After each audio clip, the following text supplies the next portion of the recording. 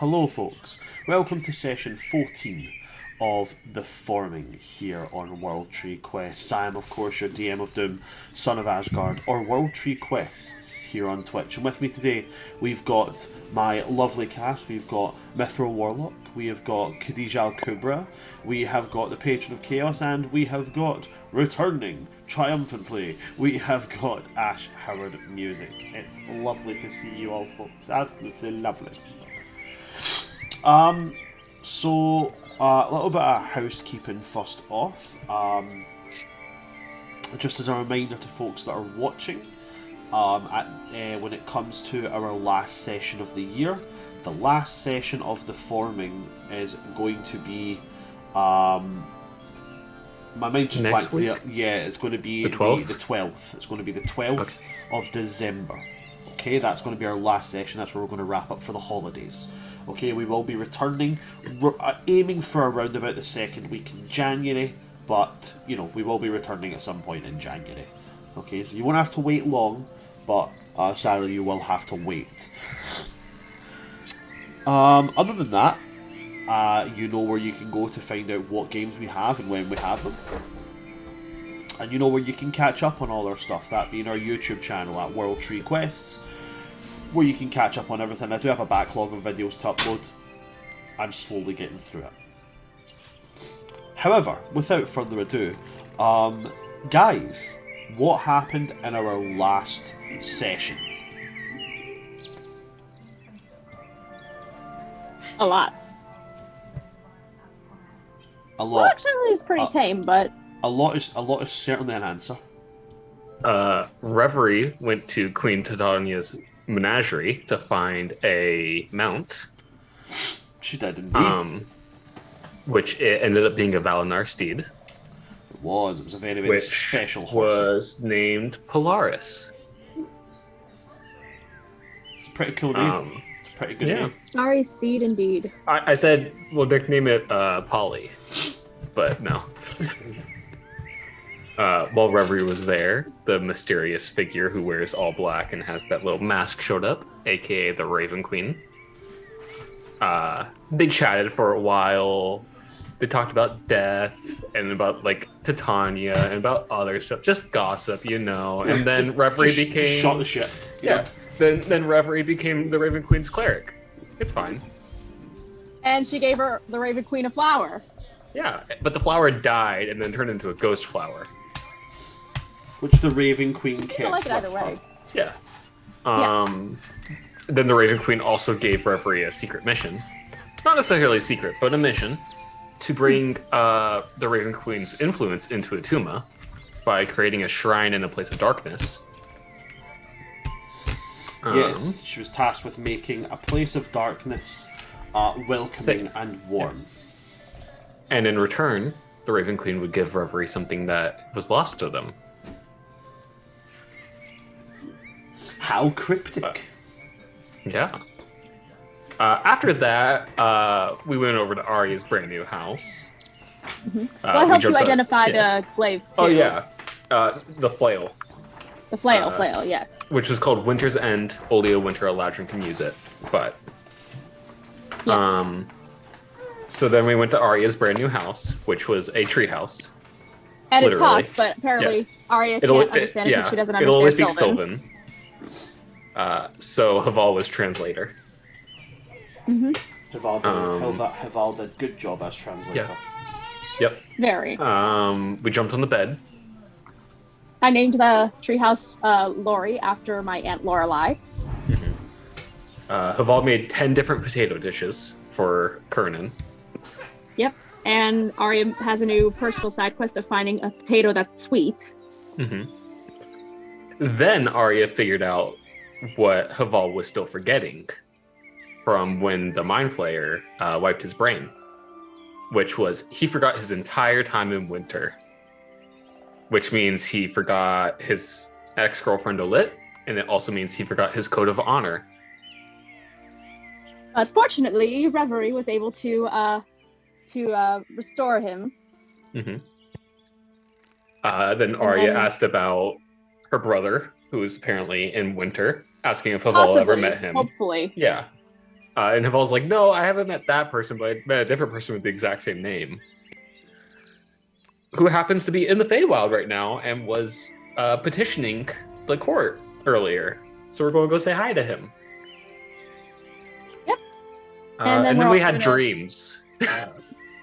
Yeah. Oh, wait. You also traumatized Karen about paper. Oh, yes. Kernan is never going to allow paper to be made ever again. As long as he lives. He's going to try to avoid it. So he's going to figure out some other way to pass down knowledge between generations without having to cut down a tree. Then we all had dreams. Reverie had some burning red eyes with black veins in the darkness staring at them. Haval had a vision of the elemental planes, specifically of a glaive that was spinning around in the, I'm assuming the elemental plane of air. And there was a single word that was just cumula. Then Aria stream had an angel in it that happened to look exactly like Aria, but wings. Yeah. And then that switched to a whole other thing where my brother was facing the Winter Eladrin necromancer and then got yoinked back by some clawed hand into the darkness. Yeah, so to clarify, he wasn't going up against the Winter Eladrin. He was going up against the knight that had been created from the one in charge of the High Elven settlement, Galarond, Neremia's husband. When the Winter Eladrin had got a hold of him, he had corrupted him and warped him into some kind of dark knight. A knight with which a knight which Gotham doesn't need but doesn't deserve but needs. This kind of like darker, more grim-looking knight that Galarond was made into. He was squaring off against him, and then a hand came out from behind and grabbed the back of his head, and then it went dark.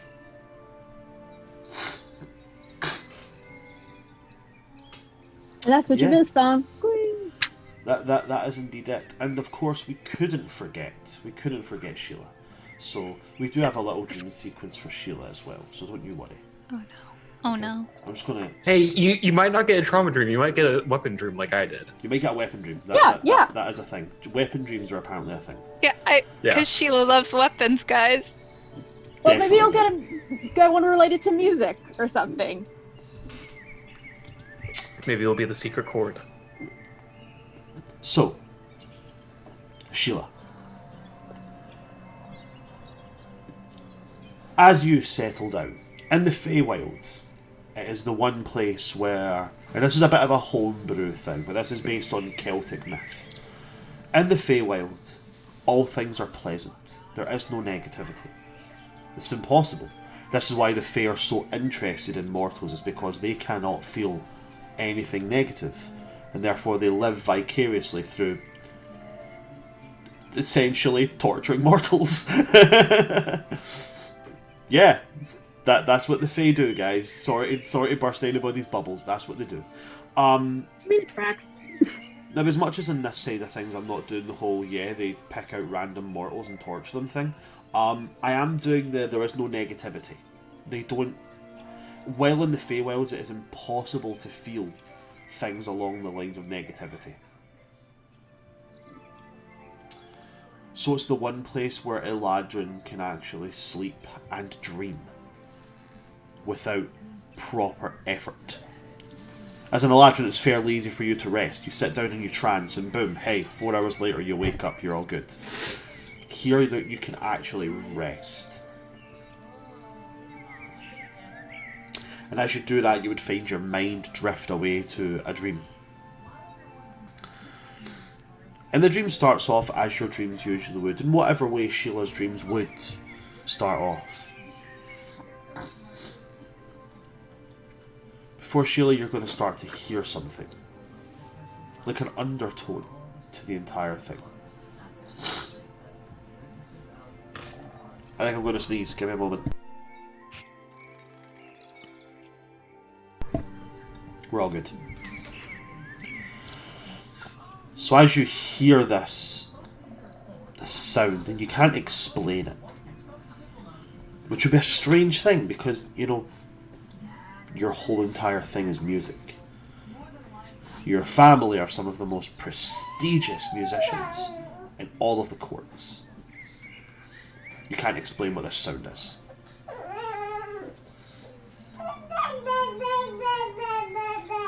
Astrid's trying to explain what it is, but it's not going well.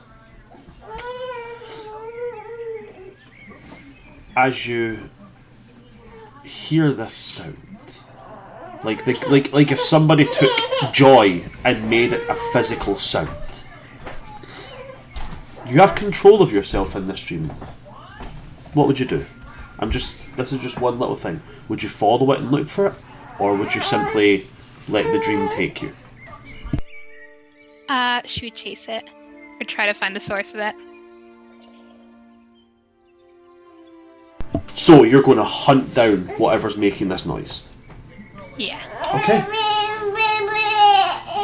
Give me a moment, guys. I need to say goodbye to my daughter. I'm very sorry.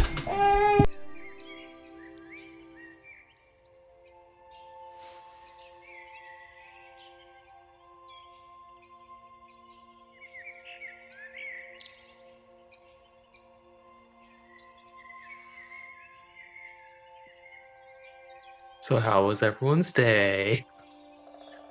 Pretty good. Read mostly. Did some chores. I slept and then played Baldur's Gate 3. Good. Nice. How I was was just baking gingerbread. Ooh. Nice. I was wondering what you were piping frosting onto. Gingerbread to take into the office tomorrow. Nice. Ooh. Yeah. How are you, Tanner? Doing good. I have to start planning a holiday party for my work, so. I mean, I also just noticed the tree behind you. That is great. Oh. Got little Star Wars people. You can listen to BB-8, but it's also C-3PO and R2-D2. Oh my god, I love Yeah. it. Hey, didn't they try to make like a Star Wars Christmas special at one point or something? Yes. I heard it wasn't good. It's the most terrible thing to exist, but Even more terrible than The Room. probably not. But I mean, like at least The Room is like entertaining terrible. Thanks for that, guys. That's roughly the Star Wars special, also. We're not talking about the Star Wars special. I will get angry.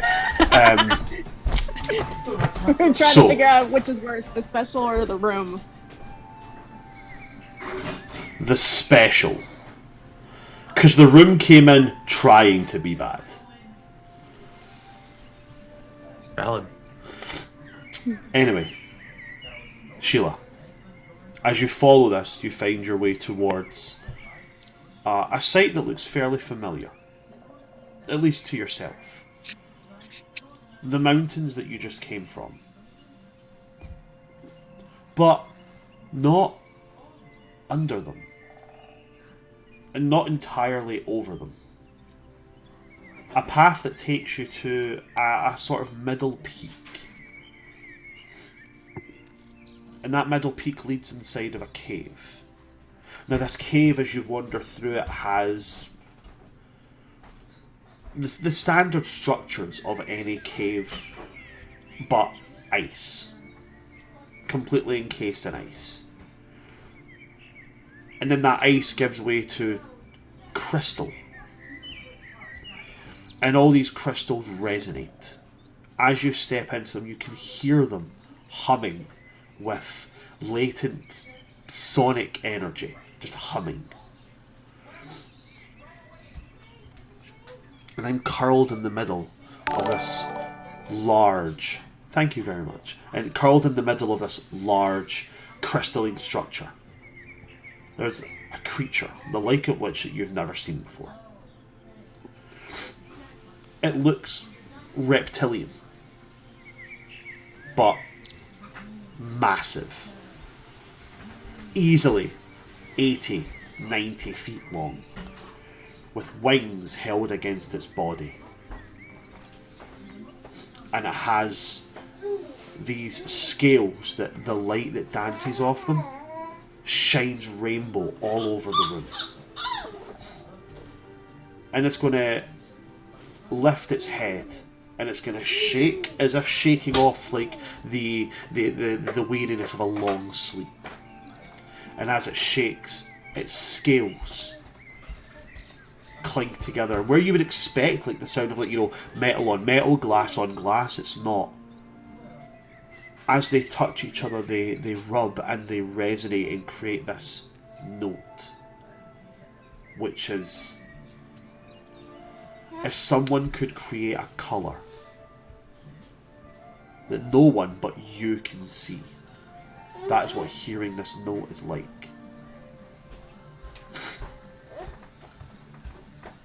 And then your dream would go dark.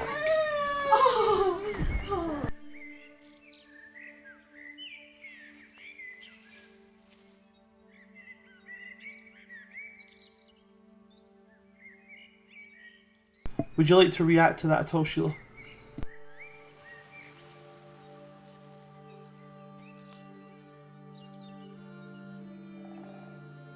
I think she would just be like, fucking kidding me.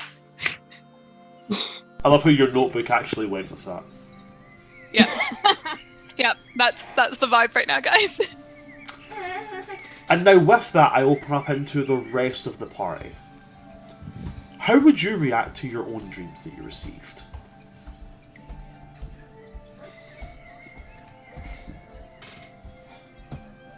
Oh, never mind. We're going to have a little guest coming in while you guys tell us how you would react. So Let's just guess. Ash, do you think your dream counts as a trauma dream or a weapon dream? Because it's only one of the two. There's no other. Oh no, it's We not. haven't had it's- magnolias either. It's so. I have completely missed something. We need to go back. It's not. It's a. Something is trying to tell me something. I need to go back. Mwah. Less a weapon and more of just like, this is my life purpose, guys. Yes, look at the lovely, lovely screen. You saying hello to everybody? You want to say hello? Say hello. Hiya. You say hello? No, you're just not having it. Not having it today. Okay, there you go. Oh. There you go. Done. Right. So we'll start with Hival, because you're the first on my screen. Not for any other reason. You're first on my screen. Hival, you've seen this vision of the elemental planes, and in this, in one of these planes, which looked like vast rolling grasslands, assaulted by different levels of tornadoes and gusts, you see one of a glaive rotating amongst the spiraling airstreams. How's Hival feeling about that? What are you doing? Hival's a simple man. He just thinks that's awesome looking. He's like, Wakes I up- want it. Wakes up, cool, goes back to sleep. Oh, I want to dream more about weapons. Alright, so Hival is, that's pretty cool, but, it's not going to torture my mind knowing about it. Yeah, because he's like, I don't know where that is. Okay. And what about Aria and her dream? Well, for the first one, at first she probably would have thought, oh, this is beautiful, but then seeing the figure with wings that looked like her, she'd be like shocked, and then the last bit definitely would be just worry, but mostly I think the overwhelming feeling is surprise and shock, because DM, would in the dream, would I have seen like what the winged being's eyes look like, and would they have looked like my real eyes with the honey and violet color? No, these eyes would have been beyond that. These eyes would have been beyond mortal comprehension. These eyes would have just been essentially balls of light to you. Okay, but still look like me though. Yeah, the physical features are very, very similar.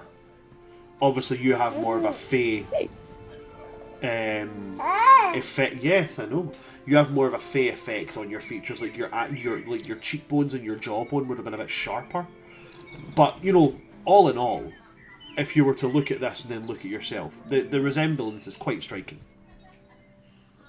Yeah, she probably just like would have gone to like if there was like a looking glass anywhere in the house, like when she woke up, she would just like stare at it and be part of her is definitely worried about the part with her brother, but mostly it's just shock and a little bit of confusion.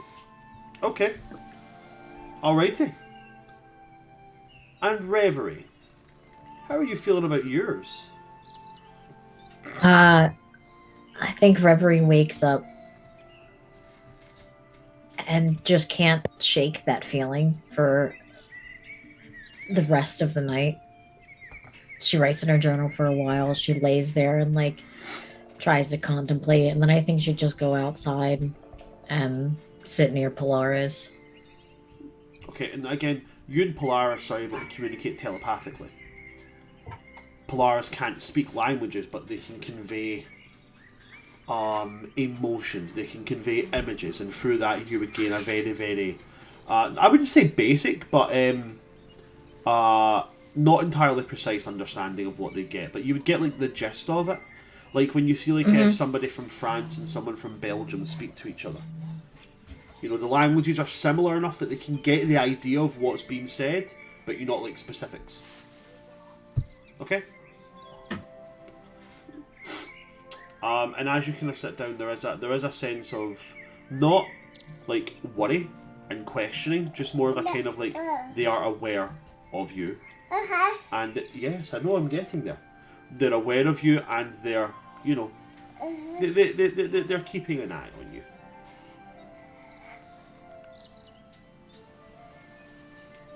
Yeah, I don't think she falls asleep for the rest of the night. That's absolutely fine, because that brings on to the next part, which would be the morning. And no, we don't like the morning, do we, Astrid? No, we don't. So that means it's wake-up time. How are you guys feeling about... What would be the first thing you guys do in the morning? Make breakfast. Make breakfast. Haval, as you wake up, and you go to start making breakfast for everybody, you see you and Kernan are literally going to do the same thing and just do that awkward eye contact thing where it's like, I was going, do you... No, I'm happy to... No, you and just stand there like, you know, quibbling. I feel like we're awkward for a minute, and then we help each other. Awesome. We just cook together. Awkwardness and just sit. Cool. Straight on to breakfast, and you both able to do it. So with that, what I'm going to ask you to do is, can you make me? It's going to be a D20 check, and do you know what, guys? We can quibble over what kind of skills you need for cooking food, but everybody knows you cook from the heart. So it's going to be a D20 plus charisma, and you'll make it with advantage. All right. Nice. That's a dirty 20. On a dirty 20, you make a pretty decent spread. A big heart. Pretty decent spread. There's a lot of love in it. Yes, there is. Oh, sneezes. There is a lot of love in the food that you make. And the same with Karen's. Can I add my proficiency because cooks utensils? Oh, you have cooked utensils? Yeah. Add your proficiency onto that then, yeah. So that'd make it a 22 then, but on a 22. Still. Wait, you guys would be level 5 at this point after. Oh, so 23. So it'll be 23. Yeah.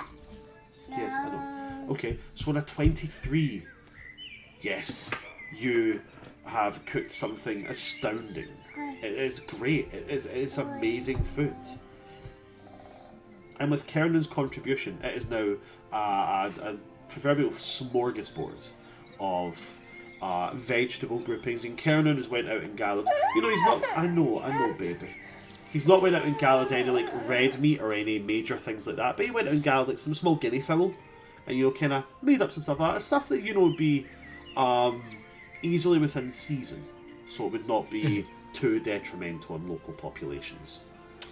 Because he's become very aware of those kind of things now, since somebody explained to him that paper was made by pulverizing trees, and now parchment is just not a thing. He's just not about it.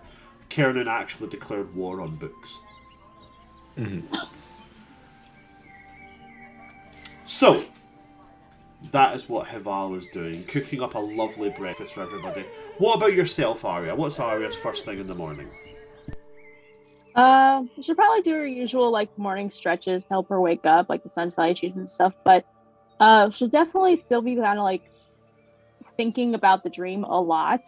Um, and she'll probably head downstairs as soon as she smells breakfast cooking. But she's definitely a little more in her head than normal. Like she, like at one point, she does that thing where like when you're thinking so much, you're like going down the stairs and you don't, and you like miss one stair and you're like, oh, and you catch yourself.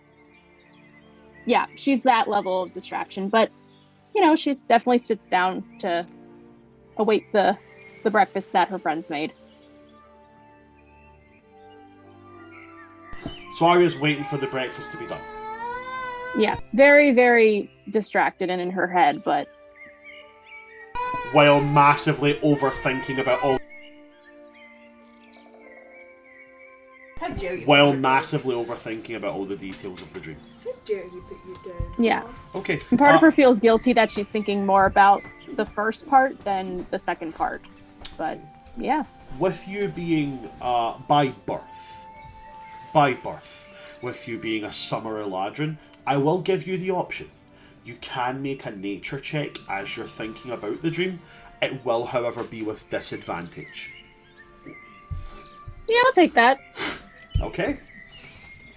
So it's one of those things, because you've travelled, you may have, but because it's summer, it's almost like the direct opposite. Actually, pretty good rolls. That was at disadvantage. Darn it, I would have gotten that 20 otherwise. Disadvantage, that's a 17 plus 2. So 19? It's not bad. 19, okay. So, maybe not the location itself, but as you think back, you've seen some of these large kind of fungal growths, like these large mushrooms and such, that kind of filled the area that your brother was walking through, that you saw kind of by the light that he was shining. And you're able to determine that... Sorry, you're able to remember, not determine. You're able to remember there was a merchant who travelled through Spring. Spring was the last place you saw him, at least.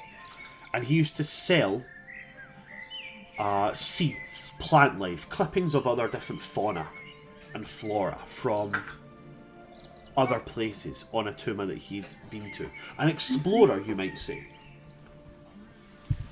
And he had pieces of this large fungal growth that he said he found in a massive cavern structure underground.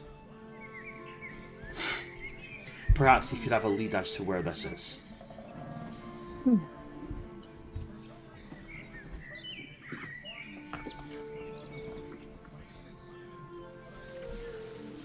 Anything else for you there at all, Aria? I think that's it for now. Okay.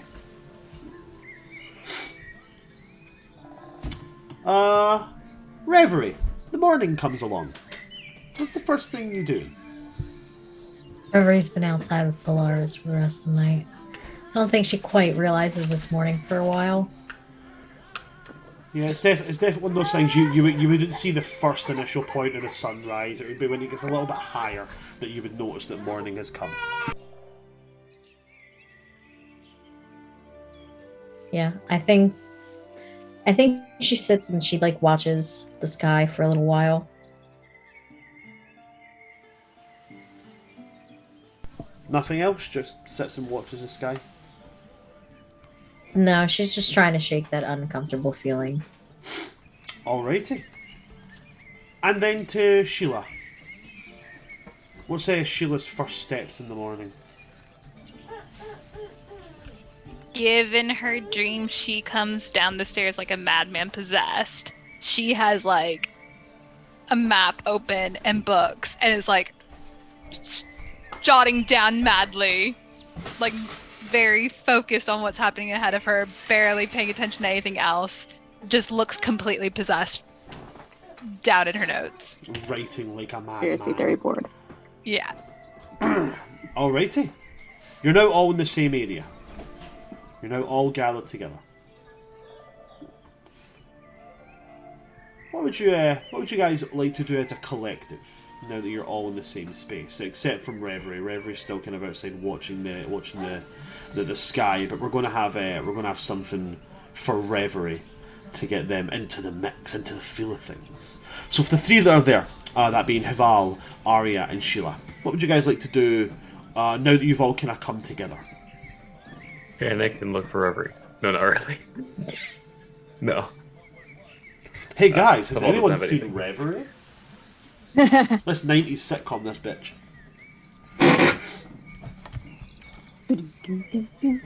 Okay. Arya or Sheila, if you guys have anything, I don't have anything. Probably would just say good morning Okay. for now.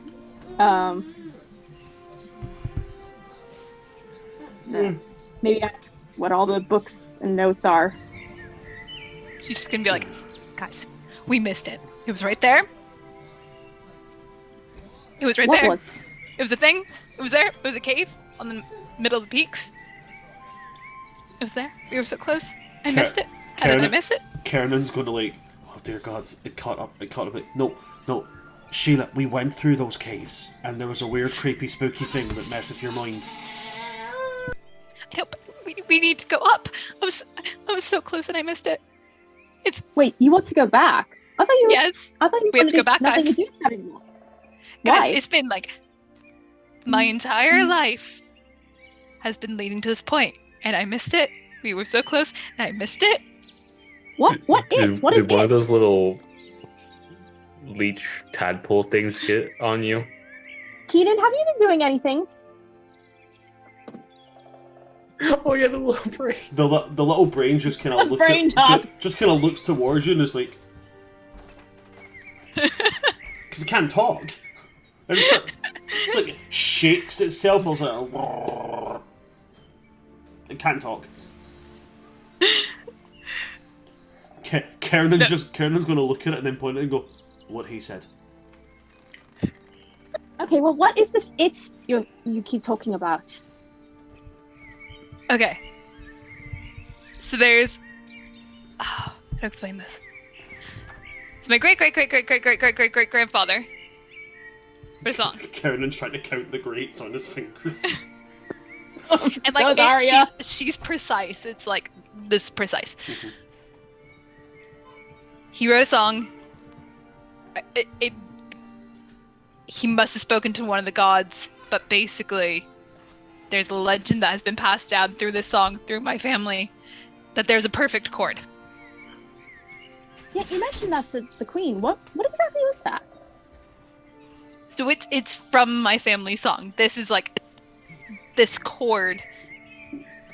I don't even know what it has the potential to do, but whether it can please the gods, whether it gives the gods some power over it, I don't know, but it's passed down from our family. Everyone in my family's been trying to find this one chord, and I'm convinced it's out in the world somewhere. My parents, my brothers, they all think it's just like something in a piece of music that they can write, but I don't think that's true. I think it has to be out there that like I have to find, and I've been searching for it my entire life, and I just had a dream that I was that close to finding a piece of it. And You it was had a dream in those too? mountains.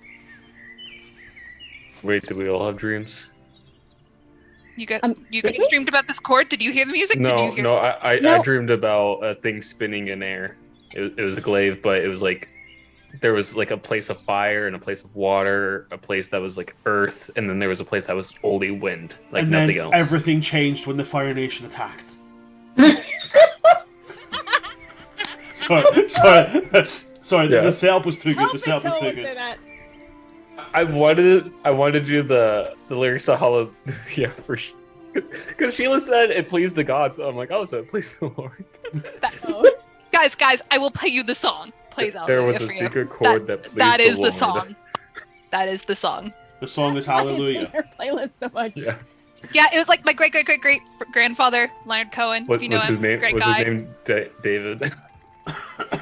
Leonard Cohen. Come on. No, but there Everyone's was a heard of chord Leonard that- Cohen. He was that the great David played composer that from. The greatest composer that has ever lived, Leonard Cohen. Never mind Bach. Never mind Beethoven. Fuck Vivaldi. Leonard Cohen. Never mind Stravinsky. What's that? What's that, Shimerikov? Fuck you. Your Shostakovich, a hack. your effects on Baroque music are but a dalliance compared to the wonder that is Leonard Cohen. And don't fix it. Do you know what? That's canon. That's fucking canon. I will make an ancient fae known as Leonard Cohen, who is a direct ancestor of Sheila. Is Leonard Cohen on the dad's side or mom's side? Super Welsh? Oh no. Where's my dice? Oh, boy. Where's my dice? Hold on. I need to get my dice. Oh no. Leonard like Cohen's you gonna be a started. hobbit soon. You know what? That actually tracks. Yeah, now you know why there was 8 Alleluias on Sheila's playlist. Yes, now I get it. It makes perfect sense, actually. Okay, we're gonna go D20. Odds, no. mum, evens, dad. That's a 9. It's on your mother's side. Ooh, okay, not a hobbit. Ooh. Yeah, it's not a hobbit, unfortunately. Not a halfling. Okay, so you are revealing to the party about this song, and as you play it, make me a performance check.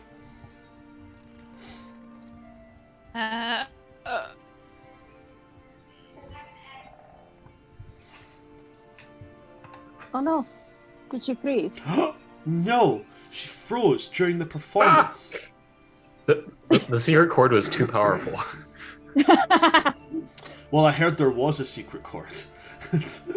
That And some Sheila person named played, David and praise played. the Lord. But yeah, you don't really care about music, do you? Well, it goes like this: the fourth, the fifth, The then minor fall chord, and the major lift. The major lift.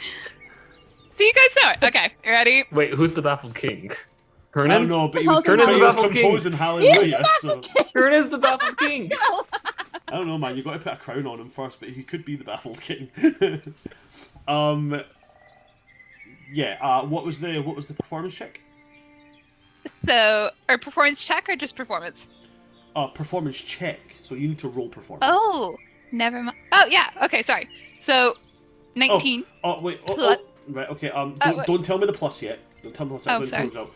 And I'm going to say because it's this particular song, it's the song that's passed down through your entire family, so with advantage. Oh, okay, well, I don't think I'll beat this, but... Okay, yeah. So, 19 plus 10. So 29 in total, fantastic. So as you play this song, to the rest of you, this song sounds immaculate, perfect. It's not that it is overshadowing of anybody else's skill. What I mean is how it is performed is technically perfect. There is no drop notes. There's no sharp. There's nothing wrong with it as it's played. It is a beautiful rendition of a beautiful song. But Sheila, something you will have felt, and something that your family has always felt from the dawn of it, there is something missing. There's just something missing from it. Even on a perfect rendition, there's something missing. Would Arya get a sense of that too, since she's also a bard? I'm going to say no in this instance because this isn't just a song. This is a song that has been passed down from generation to generation to generation. This is particularly a song that's been passed through Sheila's family. So as much as Arya is a very much accomplished musician, their intimate knowledge of this song would not be anywhere near on par as Sheila's is. So Sheila is able to pick up the very, very, very minute and subtle nuances of this because it'll have been drummed into her. You know, that there is something missing. Yeah. So in this instance, as much as Arya is a fantastic musician and very, very knowledgeable of music, in this particular instance I would say no. Yeah. She's more jazz, Sheila's more classical. I don't know, man. I Sheila. I don't know. I get this vibe from Sheila. I think there's a little giddy up in that symphony. Waiting to be let out, yeah. 100%, I think that Sheila would be a Shania But no, Twain it totally fan. makes sense. I just thought I'd ask, anyways. Is Sheila... She's in her classical era, guys. I just said is Sheila. I was about to say is Sheila a Shania Twain fan and got is Sheila.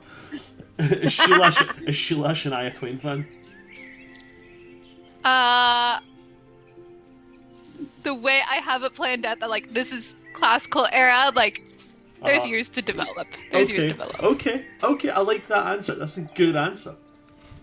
Okay, so you're talking about this, and as you're playing this, and it does come through, you know, the subject of dreams has been brought up. So the question comes at, do you share the dreams that you've had? Aria, do you share your dream? Yeah, she would. So you brought up the chord, and Haval brought up the place with all the different elements. Ari would probably tell them how like the first dream went, and then the second dream, and yeah, seeing my brother like that definitely worries me. But I can't keep. It's so strange. The winged being, they look like me.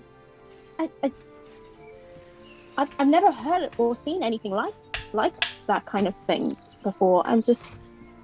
I mean, it was so vivid, almost familiar, really, and I don't understand how.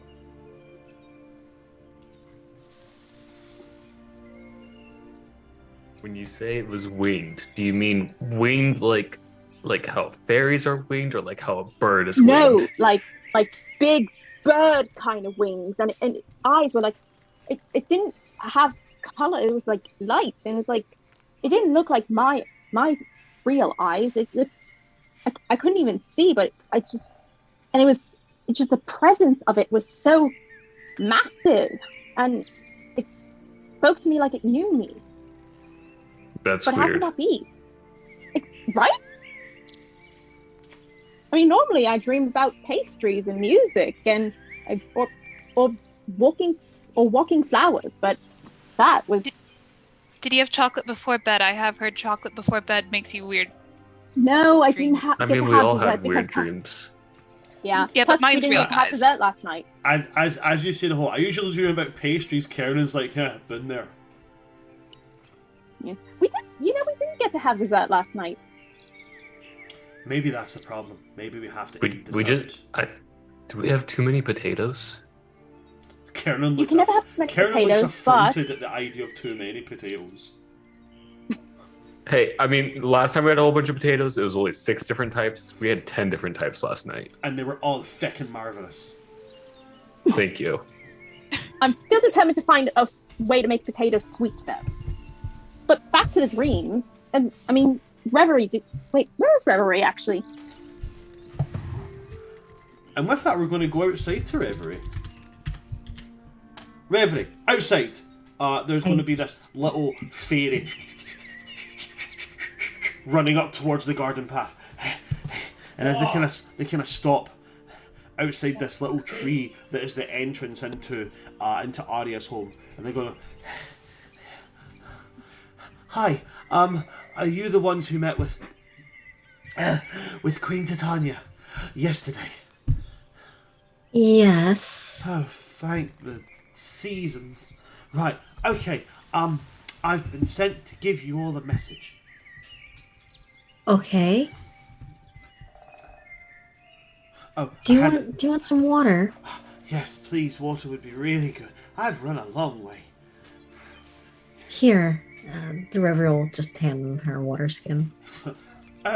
Thank you very much. They take it. They take this big long gulp of water. The king has sent for you all. Okay. Just, I mean, he did say at your earliest convenience, but well, it's the king, so. So, like now. Okay. I don't know. I'm just the messenger. Please don't shoot me again. I don't know. Why would I shoot you? Sorry. Force of habit. Do you want a flower? I like flowers. I'm gonna make them a sunflower, like a really big one. Okay, they take the sunflower and they get like a kid that's wearing a carnival bear, just like, and they begin their little march back with this big, over large sunflower in their arms. I don't know why I made this messenger suddenly a messenger that's been shot. I have a feeling this messenger is going to become our cabbage guy, but like, hey.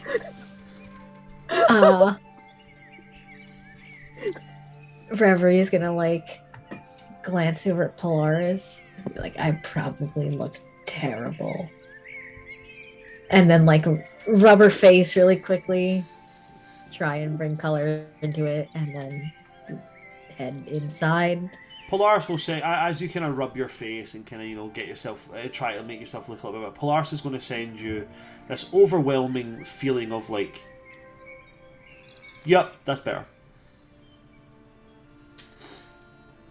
Thanks, Polaris.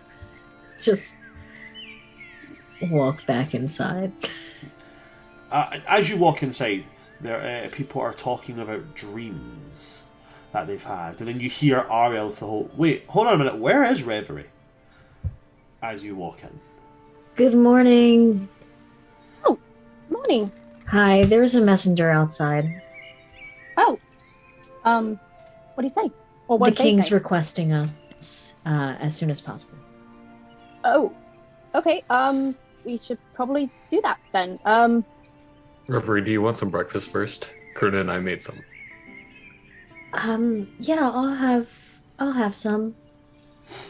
Karen will like kind of just like scoop up a wee plate of everything, and then just his idea of a small plate of everything is like the person's average daily intake.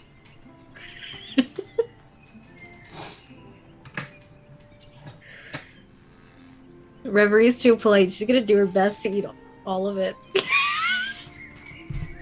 Oh. That right there. That's a real friend. That's a real friend right there. Alrighty. And as he gives you it, Karen's going to go, we're talking about dreams. They all had weird dreams. Did you have a weird dream, Karen? I did have a weird dream, like a really weird dream.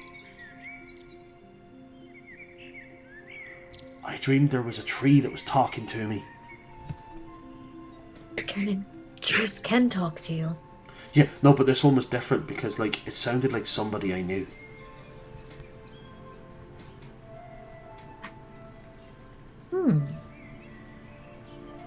And then they all started screaming.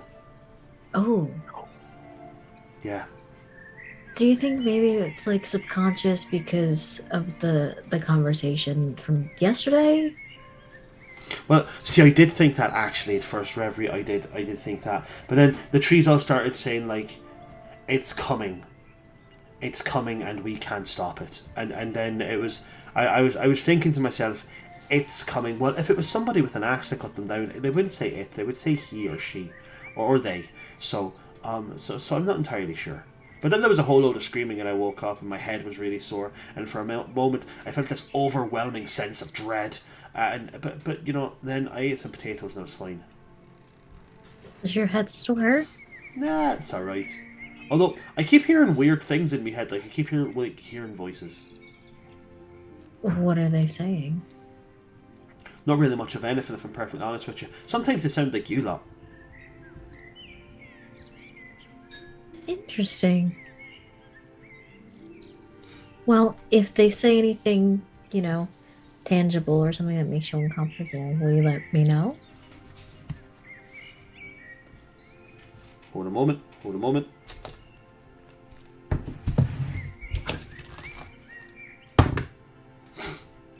Reverie, what's your... Not anything too intricate or anything too detailed. What's your surface level thoughts? About the weird dream? About anything. What is the surface level thought on Reverie's brain right now? Oof. Concern for Kiernan and wondering if Kiernan and Reverie's dream connects. Okay.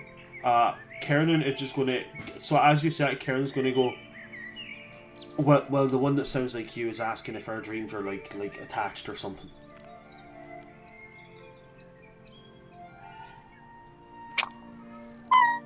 I'm gonna think at Kiernan. You're going to think aimed at Kiernan. Yeah. Okay. What are you thinking towards him? That he's very handsome. Kiernan's going to... You just see him blush and be like, oh, cheers, Reverie.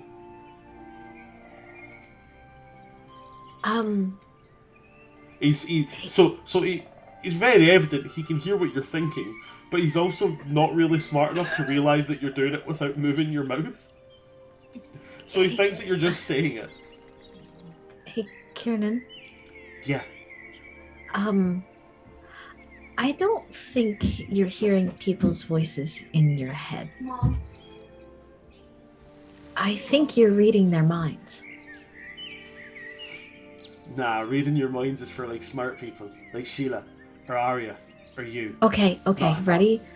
Just watch my face, and then I'm gonna think at Kiernan again. No, all the potatoes last night were really good. He's gonna nod on his axe, and I'm gonna see if he can kind of put two and two together.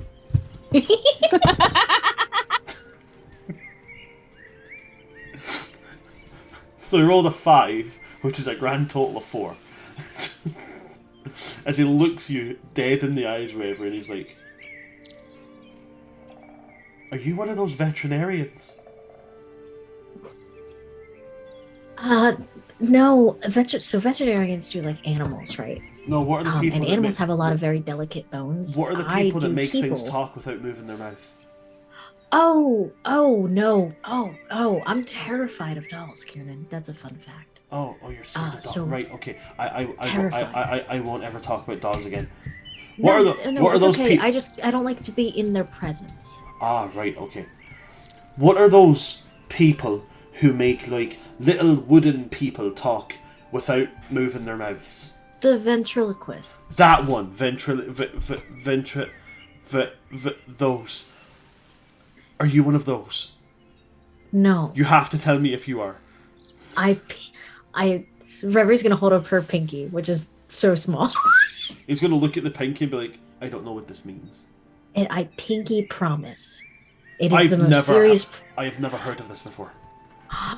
Give me your pinky. This is the most serious promise someone can make to another person. Okay. She's gonna wrap her pinky around his. Okay, and he kind of, as you do it, there's almost like a... And then she's gonna hold up her thumb to stamp it. Okay, and he will stamp it with his thumb, which is like 4 times the size of your thumb. And then he's going to say, so what happens if I break it? Nothing. This is me pinky promising to you Okay, so that what I am happens not a then if you ventriloquist. break it? Then I have committed a cardinal sin. Then you lose the pinky.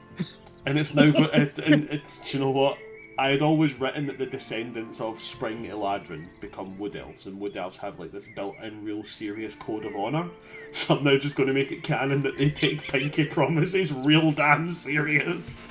Because to of be this fair, whole... pinky promises are sacred, so... They are. Yeah, but like Absolutely. this is beyond like social sacred. This is like people make a pinky swear and it's like the unbreakable vow in Harry Potter. It's canon, folks. I'm gonna send this to the girl squad and be like, hey, for those of you playing Wood Elves, just so you know, pinky promises are now binding by law. Okay, awesome. So Kiernan is like, okay, well, I can hear people's minds then. It looks like it. Okay. Right. Okay. They can't hear mine though, can they? I can't hear yours. I think it's a one-way street. Can you make me an insight check, please? I can. I'm gonna make a deception check for him.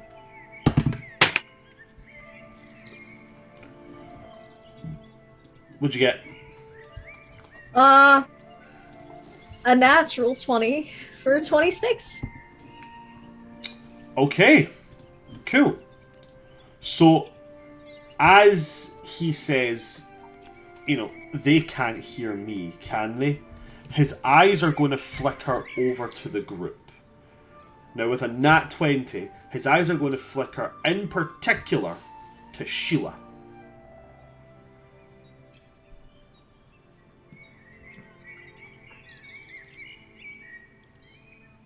Kim, do you wanna walk? Reverie's gonna say this very quietly because the rest of the group is kind of also distracted. I think, right, about their dream conversations. But I mean, it depends how in depth they are. I mean, but you've came over and Kieran kind of started this whole conversation with like, they're all talking about dreams. Do you wanna talk outside, maybe? Immediately shakes his head. No, don't want to talk. No.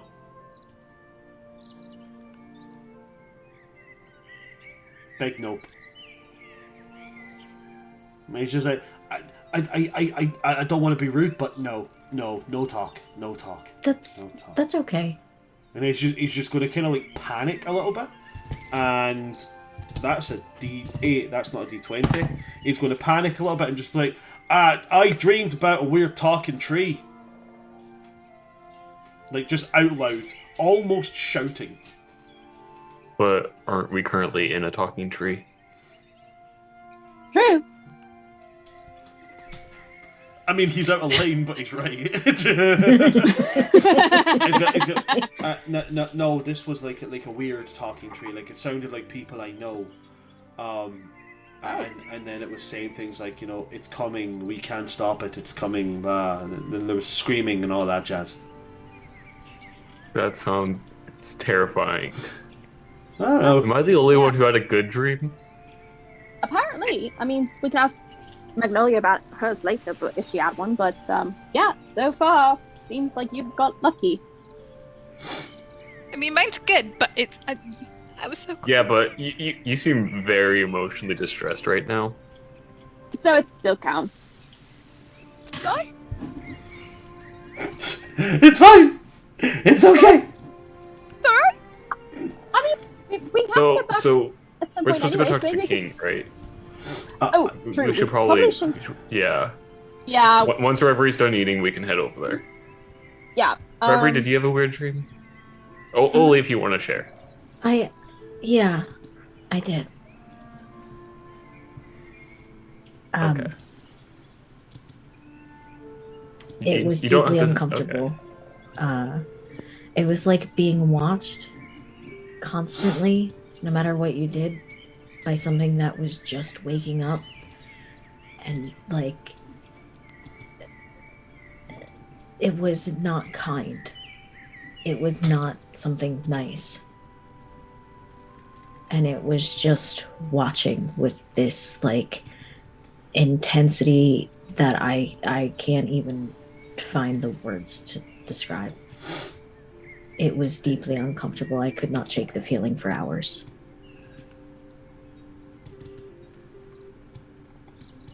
I am very sorry to hear that. It's- I hope you don't have another dream like that. It's okay. You know, so Do you want a hug? I love hugs. I'll give you a hug. Aww. Reverie is obviously gonna hug back. He felt bad because he brought up the dreams. Reverie's gonna, like, after the hug, sit back down and go and look over to Kiernan, because the last session, Kiernan talked about wanting to go to Spring because we have that mission there about the thing that's waking up. And Reverie spent a while pondering if it's connected. I don't know if it's, you know, prophetic, I guess. I've never, like, had a dream like that before. Or maybe it's subconscious because we were talking about what's happening in Spring, but, you know, maybe the dream and that are connected.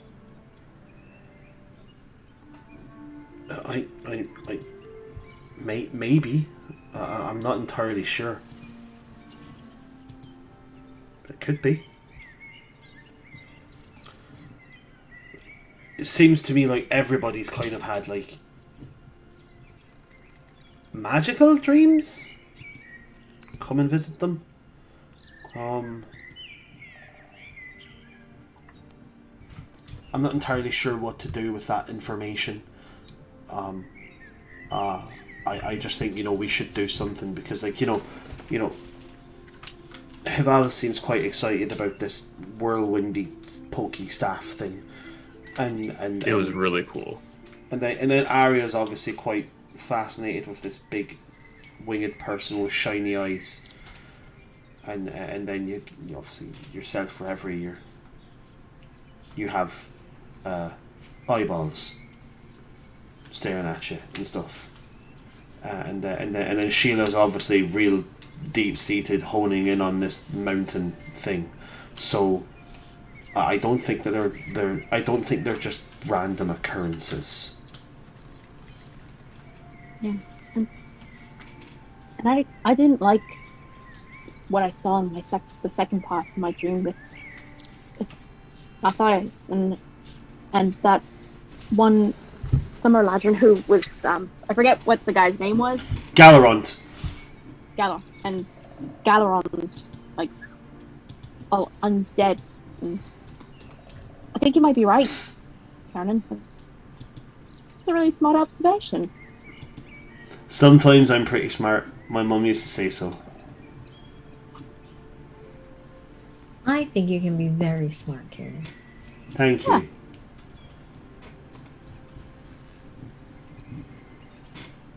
Smiles really, really big. Well, not much we can do about the dreams right now, but we can try and keep them in mind. And I mean, we got to go to a bunch of places and do a bunch of things for the Queen, anyways. So maybe we'll find some more connections, some more answers. But first, we should probably not be keeping King Oberon waiting anymore, because I've heard he's had a temper. Yeah. So we go talk to the king, then we go find Saren, the High Arcanist from Winter, and we then were going to go to Autumn. Autumn Court, and then is there anything else we have to do here? Ring. We can flip a coin from there. Those are the things. Yeah, and then we were just going to be resting here and exploring and resting until we head back. And we were going to go to Springfest, right? Yes. Yeah. Okay. So was there anything you wanted to do in the Feywild? Anything at all?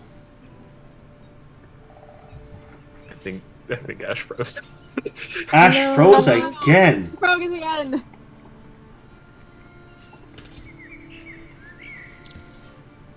Ash, don't die on us.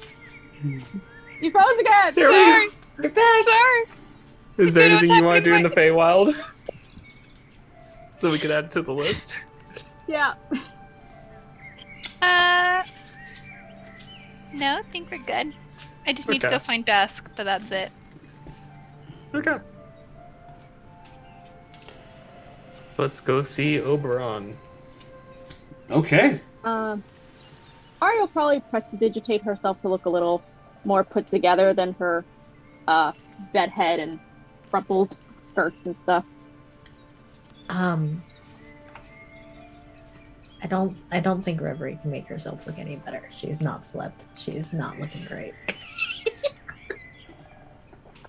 Can I use prestidigitate on all of us, or is it just one per person?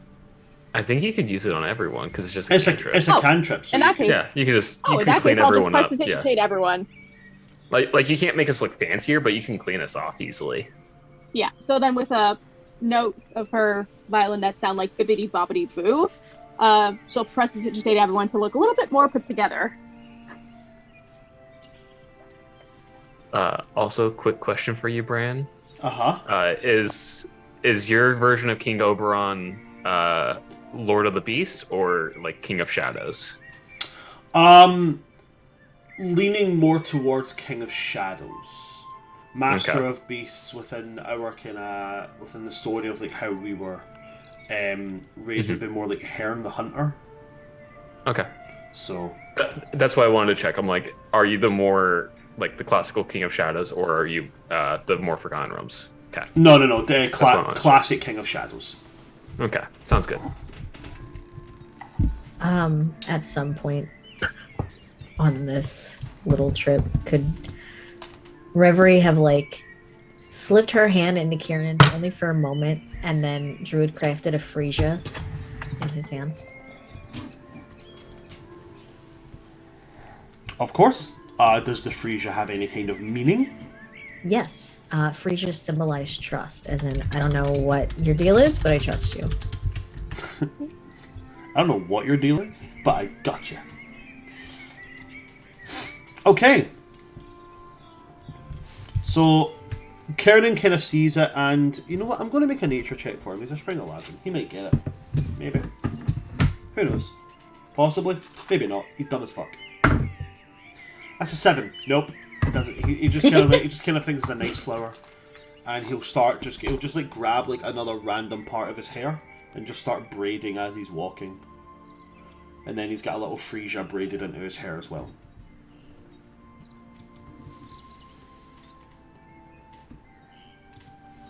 Anything that you guys would like to do as you're making your way back to the courts?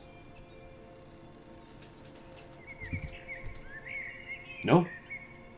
Okay. When we get close to like entering, I would like to hide behind falling Kiernan again. Okay, so you're hiding behind Haval and Kiernan. Okay, what about Obvious, but... what about Aria and Sheila? Anything you guys are wanting to do as you approach the courts? I actually would want to talk to Ashley a little bit more about this core, because being a musician, it definitely would interest me. Okay. So,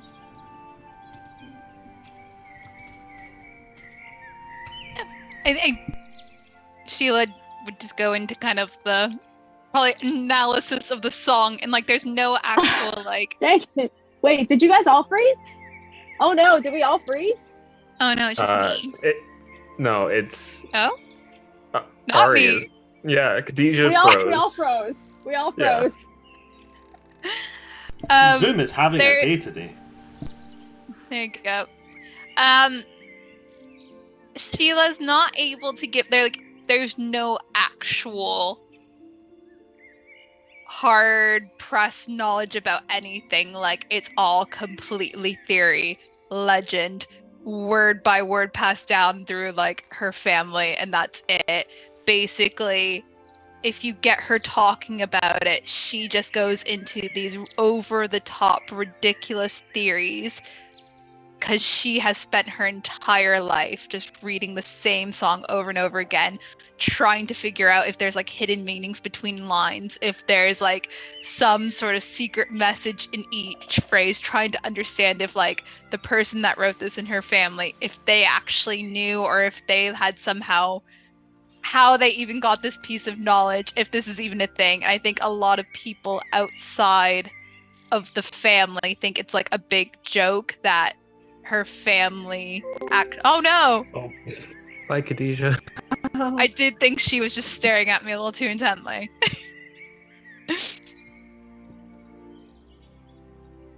We lost Khadijah. Oh no. Okay, give me just a moment. Yeah, we're just going to flit ourselves over to a 3 screen. There we go.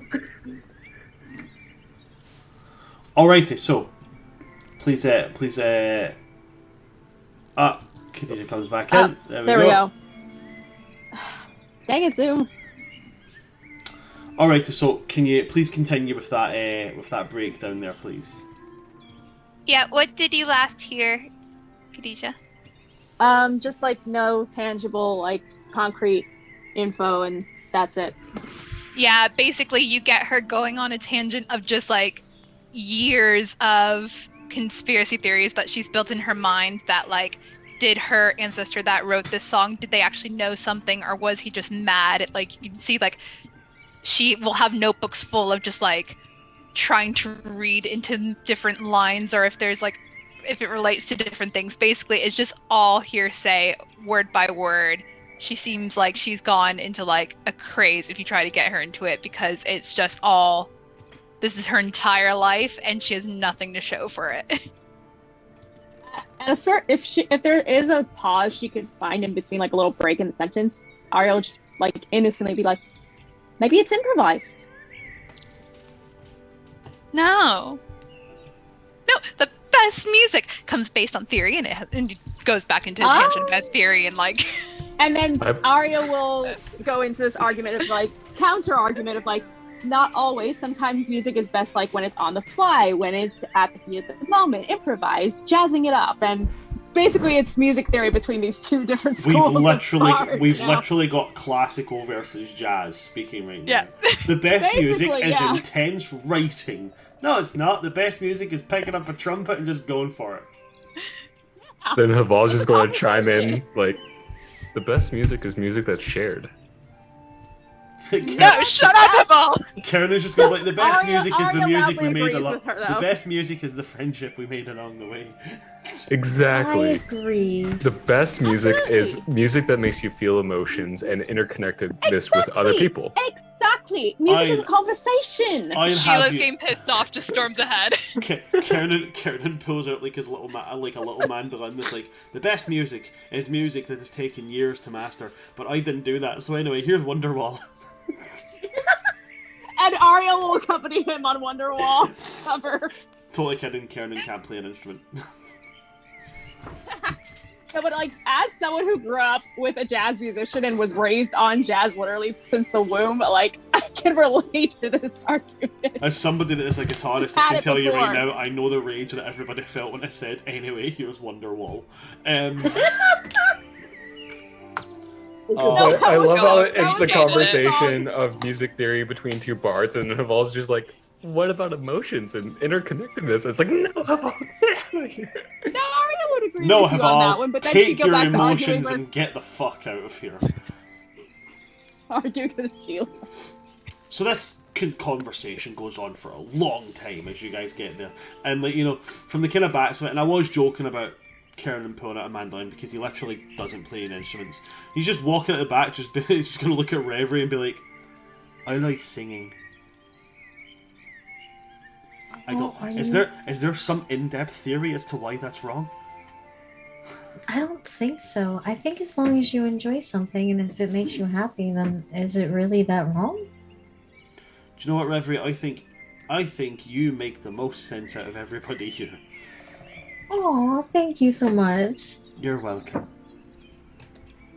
Haval walks dejectedly back to Kurt and Reverie. Arya kicked me. Not Arya. Sheila kicked me out of the conversation. That's fine. You can join our conversation. We're talking about how singing is easily the best thing. Yeah, it's fun. Yeah. Also drums. Like just clapping and stomping. Have you ever just like stamped your feet on the ground and made music like that? Because it really works sometimes. Yeah. Yeah. That's what we do in autumn, like clapping, stomping. So we do in spring. Not Sheila's version of autumn. Like not the courts, but like the little towns. Yeah. We just stamp, clap, sing songs, happiness. Sometimes we would just jump in puddles, like Yeah. to make this sound. Why is the theme song, the theme tune to autumn is just tub thumping? It's just tub thumping. You overhear Arya scream at Sheila. But what about the emotion, the feeling? Sheila, fuck your emotion. Fuck your chicken. Fuck your chicken strips. Do you think I should? Absolutely not. It's getting intense. It is not worth your life. I tried walking in there talking about like interconnectedness and stuff, and I got yelled at. So I say no. But They're using really big words over there. I don't think friends should fight with each other like this, though. We're not friends! I disagree, Reverie. I think friends should fight like Justin, this. not a fight! I'm not saying that they shouldn't, but like I don't know. Maybe it's just because I don't like yelling. I mean, I think if you fight over smaller things like this, it makes it easier to get through larger problems later down the road. When Reverie says Because they don't then like, you're not going to have all those little things. when Reverie says they don't like yelling, Kiernan is going to yell towards you both, like, "Oi, pair of you, fucking rap it now!" And then Is the table this for later? and then in the most stern maneuver possible, he does this.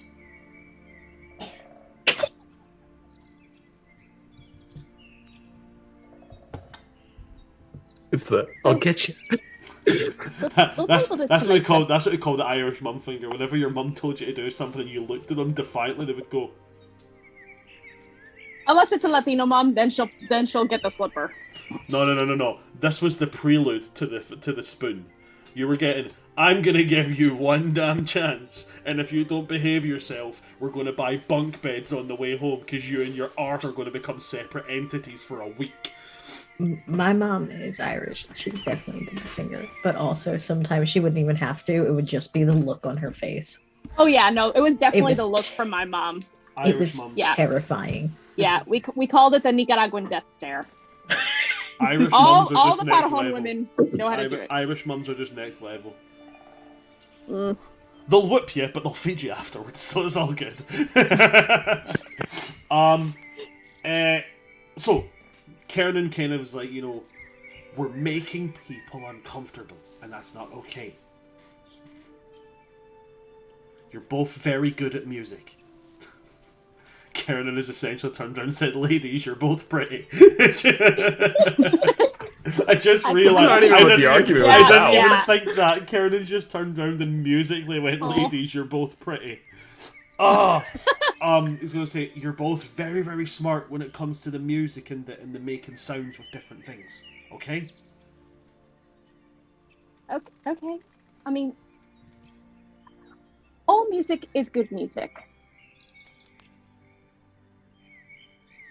Oh, come on. You really hate losing an argument that much? Let's just walk ahead of them, leave them to argue. At this point, Kernan's just like, I've done what I can. He's just going to take Reverie's hand and just keep thumping forward, stamping his feet, moving forward. We'll agree to disagree for now.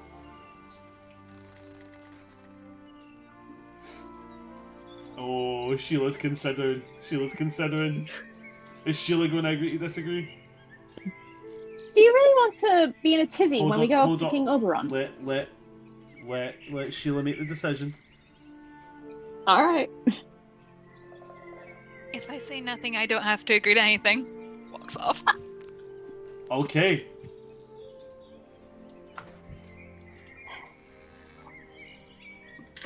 Now, I thought my brothers were stubborn. Now, as you enter the courts, with the situation, let's not say diffused, but let's say on a slow burn, there's a definite air of tenseness. There is a very heady tensity in the air.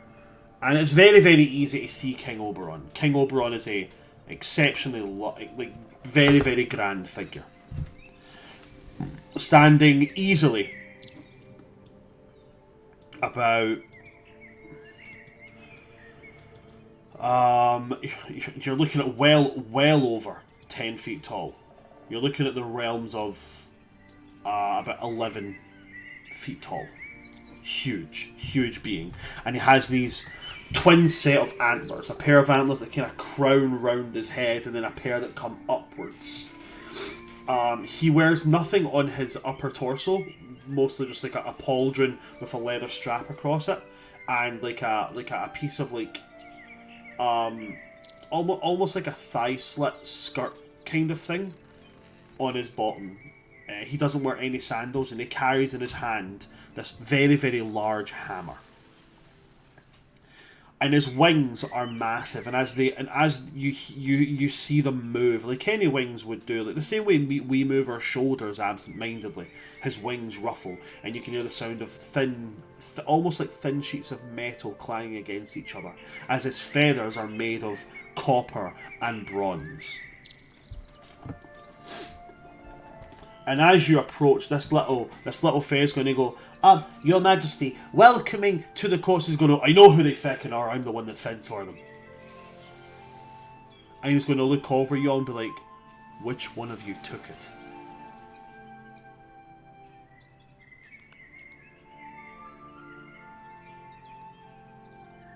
Might we ask your Majesty, took what?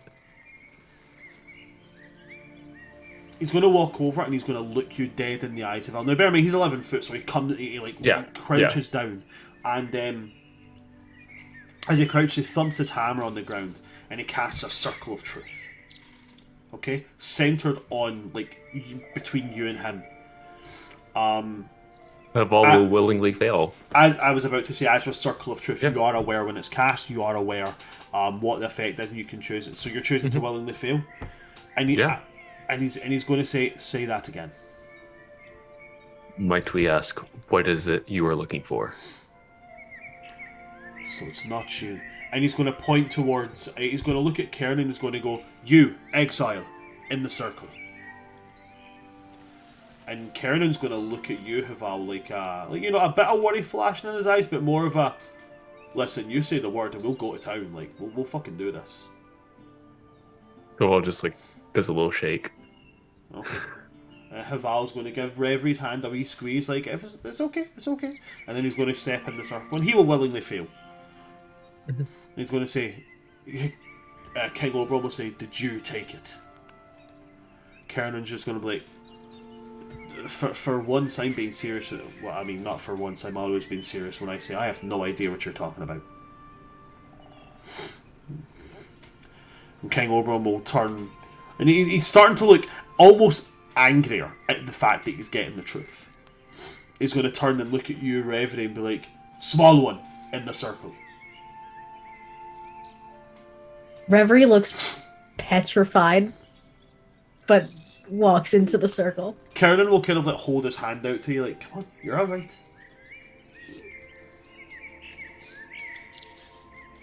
And King Oberon will look at you, and he will say, "Did you take it?" Also, do you willingly fail or do you want to save? Oh, no, I willingly fail. Okay. He asks you, "Did you take it?" Take what? He will turn and he will point towards yourself, Aria. You, circle. Yep, Aria's gonna willingly fail and just kind of. And again, the same question, did you take it? I sincerely don't know what you're talking about. And then he's almost going to get like this cocky look on his face and be like, "Okay, well, if you guys didn't take it, and then we're going to say Magnolia also came in here and, you know, if they didn't take it," he's going to look to you, Sheila, and be like, "So, the process of elimination has brought us the culprit." Well, Your Majesty, she should also enter the circle. Just to confirm. Persuasion check, please, Haval. By the way, so you know, I rolled the order he was going to bring people in. Yeah. That's a 23. On a 23. He would go, "Fine. You, in the circle." Lovely to see you again, King Oberon. Gives like a curtsy. Goes to the zone of truth. Willingly fails. King Oberon is not one for remembering people. Yeah, but she can pretend. Yeah, of course. No, I'm making it, you know, as a point as to why he has not Fair. addressed you by name. Fair. And that's something that would be very well known. Everybody has to reintroduce themselves to King Oberon. And as you step Fair. in, do you willingly fail? Yeah. And he asks you the same question. Did you take it? I do not know what you're talking about. He's going to turn and he's going to glare at his little fairy companion. He's going to be like, "You said that they were the last people to enter." He's going to, I saw them. I saw them enter. I don't know what else to tell. I don't know why it's not working. And there's this moment of just sheer silence. Like, the forest itself goes quiet. Before King Oberon says, "It would be best if everybody was to leave here," and point to all of you like, "Not you." And before he's finished the sentence, people are already like flying off in different directions, running for the door and all that. Like, they clear out until eventually it's you guys left alone in the middle of this amphitheatre of the courts with King Oberon. And he's going to say, I don't use flowery words like my wife does, so I will get straight to the point. You've done jobs for my wife, now you will do a job for me. Am I understood? So, A relic of exceptional power has been taken, and it must be returned.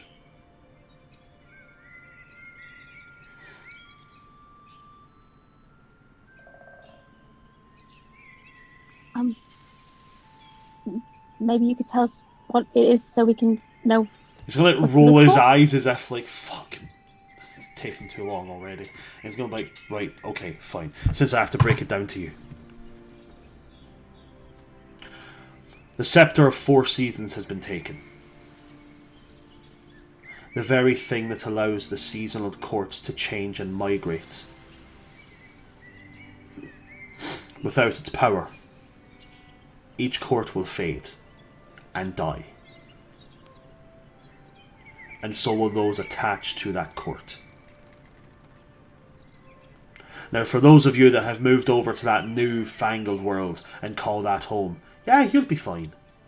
And he's going to look to Reverie and Magnolia and be like, but for those of you still calling the Fey realm home, not so good.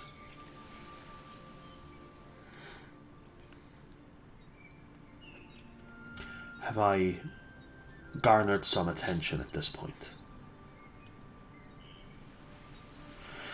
Now, from what I've been told, you were the people last seen to be entering the palace. Could you all make a history check, please?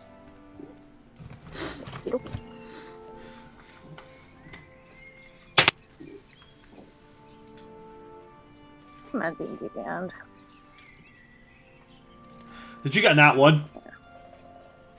Okay. I mean, -1. Nat 1 -1. You rolled a 0. That's I'm not much better. I'm a 9. 22. 22? Dirty 20. Dirty 20. Okay. Karen got 4.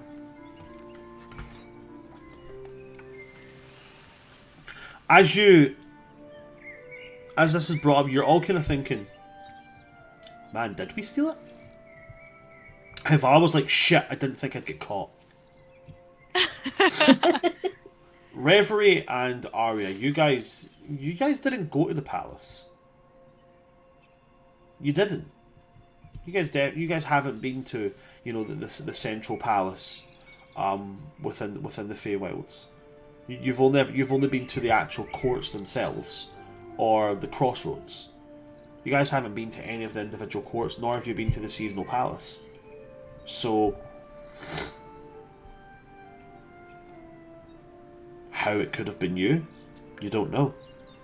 But King Oberon seems adamant that he was told by name that you guys were the last people to enter the seasonal palace.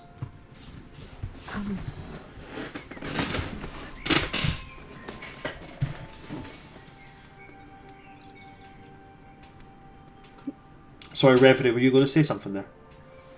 Reverie is she's been hiding behind Kiernan like this whole time. Okay. And I think when she realizes that, she's gonna step like kind of protectively in front of the group. Not like intentional, but like definitely kind of steps in front of everyone. Okay. And as you do that, Oberon's going to kind of observe you with this look of, oh, okay, and what the fuck have we got here? Anything you would like to say, Reverie?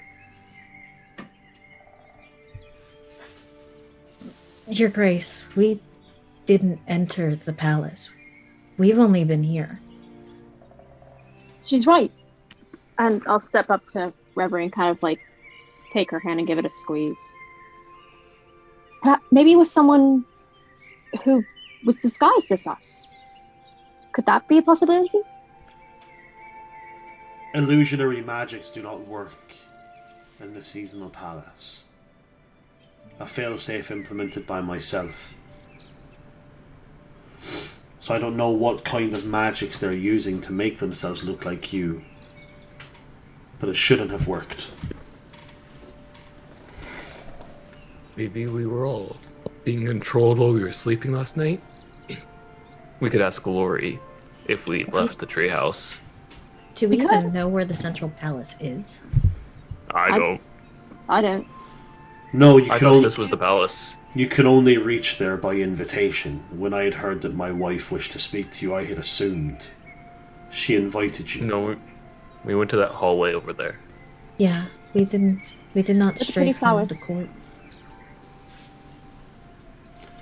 Well then. The point still stands. This must be found. Yes, Your Grace. Absolutely. Can't let anything bad happen to the people here. And he's going to look at you all very expectantly as if, well, I'm done speaking. Yeah, we should probably.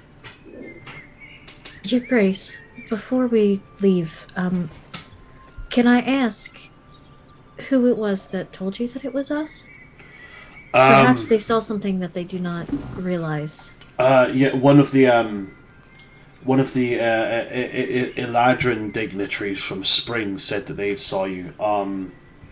Some lads,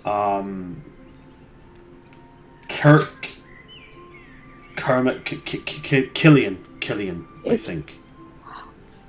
Killian. Oh no. Yes. We were told by another member of Spring that Killian is actually a terrible person. So it's very possible that he's the one who stole the scepter. Miss Kiva. If I remember And her Zone name of Truth correctly. is still up, so this Yeah. is 100% honest. No, of course. So, So no, but I mean, like, Oberon would know because Zone of Truth is up. yes. So you're telling me that I was lied to? It is very possible. You can confirm. I mean, we gave our recounts of what happened to your wife, Your Grace, and Miss Kiva can probably also account for what happened on her end. But If I may ask, did you cast Zone of Truth when you spoke to Killian? I did.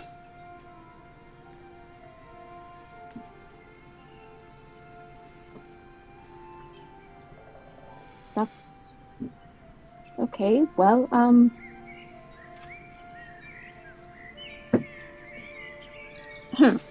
Well, well, I mean, if we have a lead,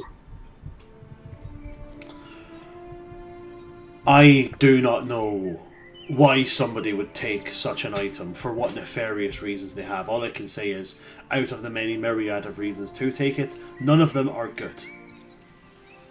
It must be found. Do you understand? Yes. I'm trusting Yes. all of you with this job in particular. Also, my lord, you might wish to speak to Kiva, because if Killian was in the Zone of Truth when you asked him, and we're in the Zone of Truth when you asked us, perhaps Kiva's the liar. Kiva of the Spring Courts. Yes, because she told us that Killian was villainous, and if Zone of Truth did not show that he was lying to you, perhaps she was lying to us. Then I will have her brought here. You're all excused. There's a little bow. it's Walks a off. clumsy curtsy. Kernan is going to Agreed. panic and do half and half. No. Reverie's gonna go back to hiding behind Kernan.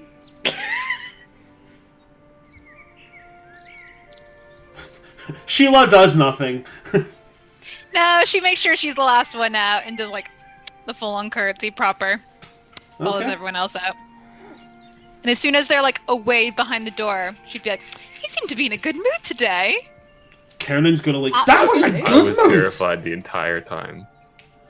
I thought he Kind of reminded me of. I thought he was going to eat me. Oh no, that's Yeah, good, kind- guys.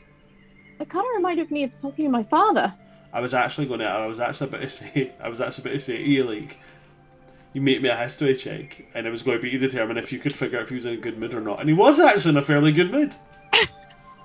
Sorry, I assumed. He didn't kill us.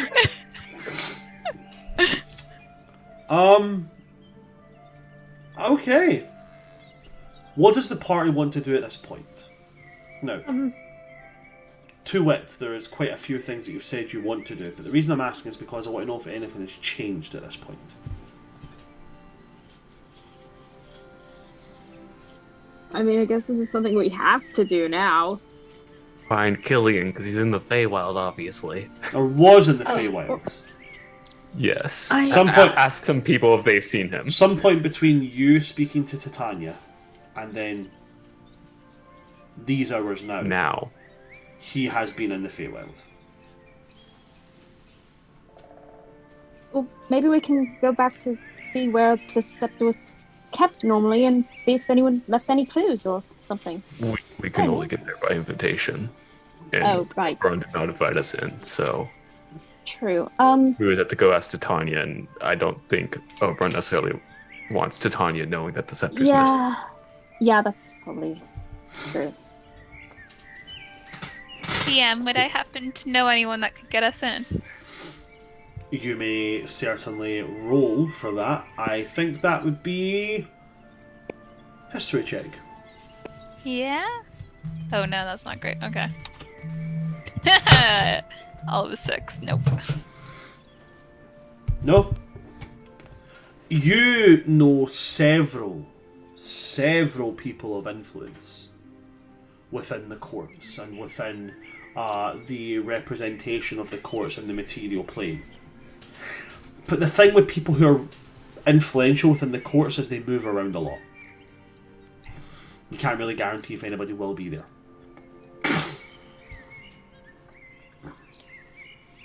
I mean, I can try. I can't guarantee anything.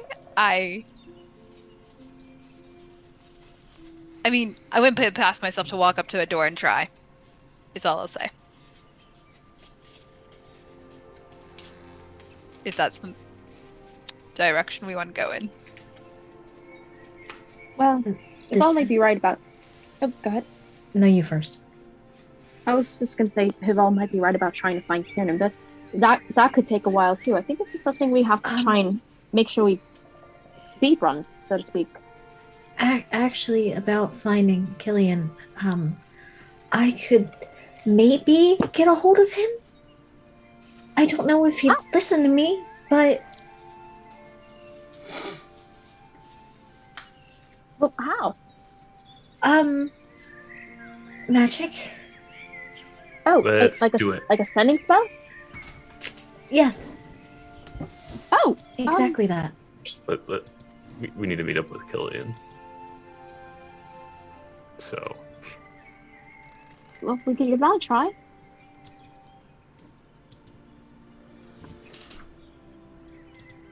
So are you... Also, you magic people always impress me. So are you wanting to do a ascending there, Reverie? It's worth a shot. That is fair. Can I give her inspiration first? Bardic inspiration? Well, sending don't really need bardic inspiration for sending. Well, this is for more like if she's going to be trying to convince him. Like, okay, cool. To meet up with us somewhere. Right, okay, cool. Yeah, that's fine.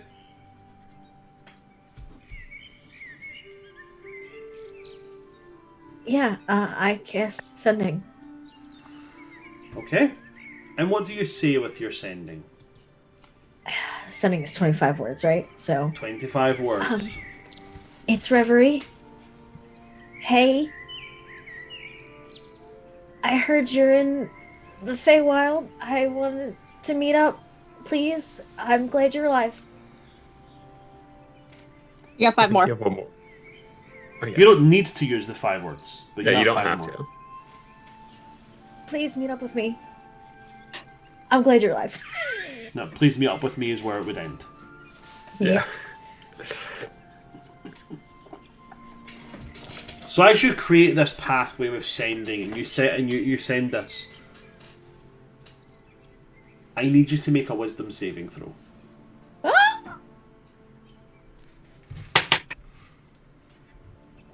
Okay. You could add your bardic to this if you need to. You can add your bardic inspiration to this if you want to. Well, okay, so, and I rolled, 22. 22? Yeah. Okay. You will not take any damage. With a 21 DC. But your mind is assaulted with images as this sending is sent. Images of Killian standing in front of this large red gem structure. Really, really deep, dark red, but with these black vein-like marbles through the gem. And what looks to be a gargantuan humanoid curled up inside of this gem. The only thing active about this humanoid is large red eyes with black veins. And then Killian will turn and look at you with those exact same eyes. And in your mind you will hear the words, "The end comes."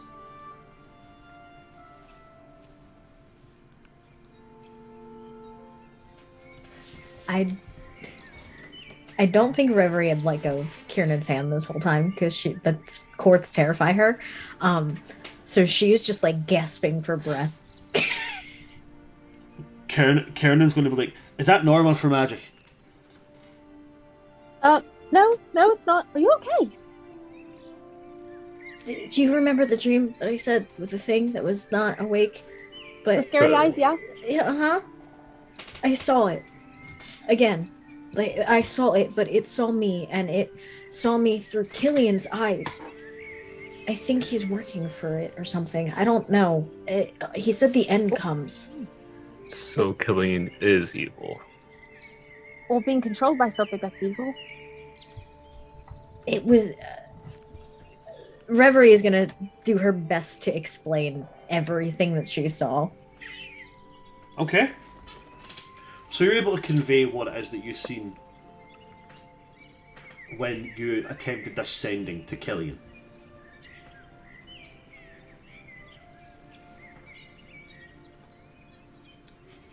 What would the party like to do with the information they now have?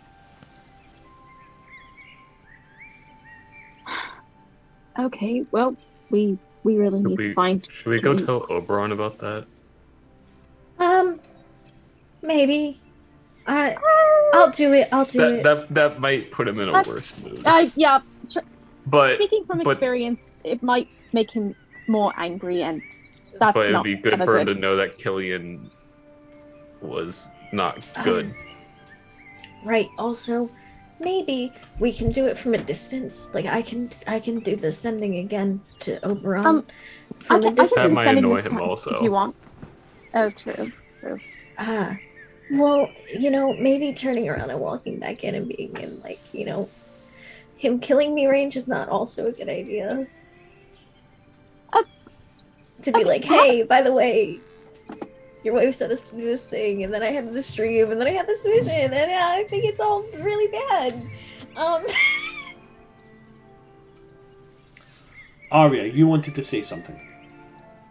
Well, as soon as clearly she's seeing how nervous and upset her friend is, so she's just kind of like wanted to offer to be the one to like kind of tell, if we were going this route of telling Oberon this new information, this new factor, to go ahead and tell her, or send a message herself instead of Reverie, because she doesn't like seeing her friend so anxious and scared.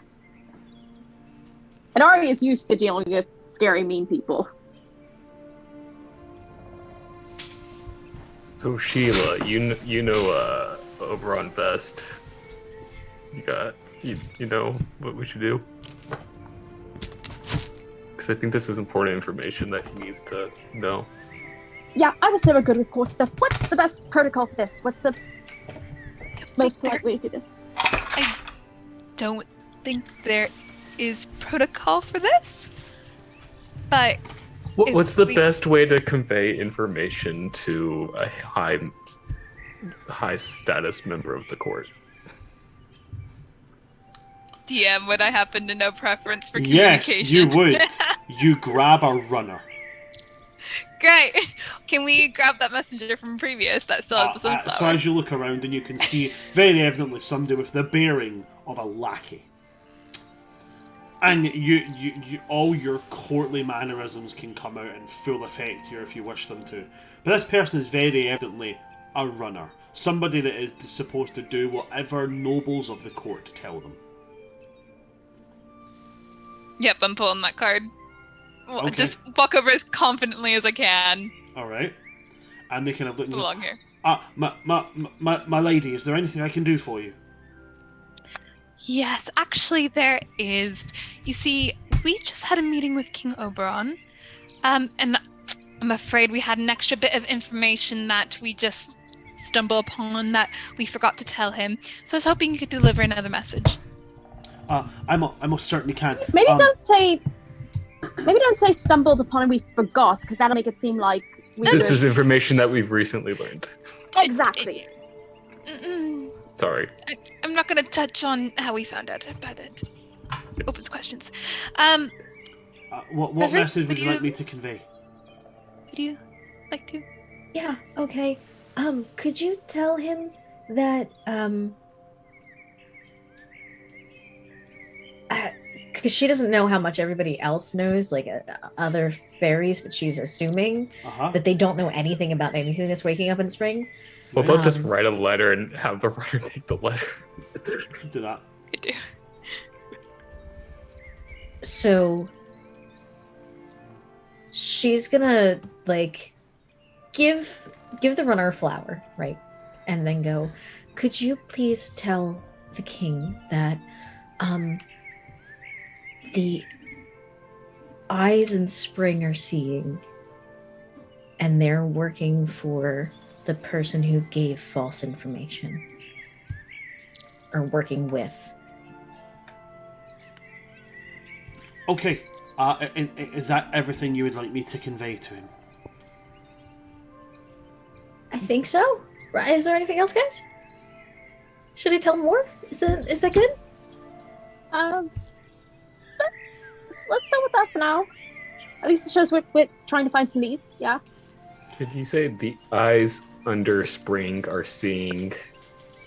And I missed what you said. Like I kind of like. Yeah, she's basically tried a coded way to say the thing that's waking up in spring is Killian's working with it.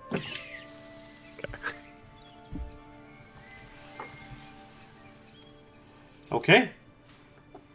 So as that's done, the runner kind of goes, okay, I'll take this to him as quick as possible, and it starts running towards the courts with this message. Which we didn't go very far, so. And with that, I think that's a good place to take our little 15-minute break as we leave the courts and prepare to decide what our next step is. Guys, people who are watching at home, thanks for sticking with us. Don't go anywhere. We'll see you after our 15-minute break.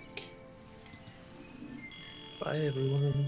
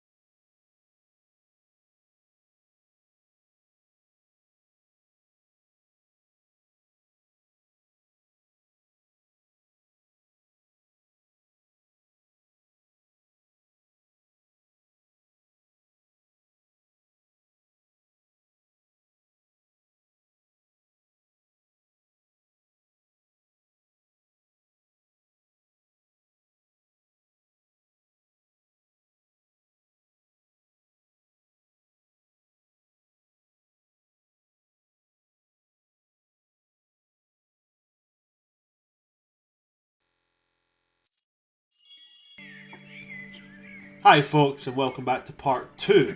When we last left off, my lovely party had just sent a message to King Oberon, and were now thinking about what their next steps were going to be. So, guys, a reminder of the things that have been given to you. You've got your individual dreams, which are the beginnings of your own separate character arcs, or beginnings of information that will lead to main quest details. You've also been given jobs by Titania. You've also been given a thing that Kiernan has brought up about this tree speaking to him. And you've been tasked by King Oberon to find a relic, a powerful relic, known as the Scepter of the Four Seasons, and bring that back. You have your choice of what you guys want to do. Now remember, like I said before, like I said when we went on break, some of these have things that will happen if there's longer taken to get to them, but they're not going to disappear. Okay? So feel free to make your choice on what you guys would like to do.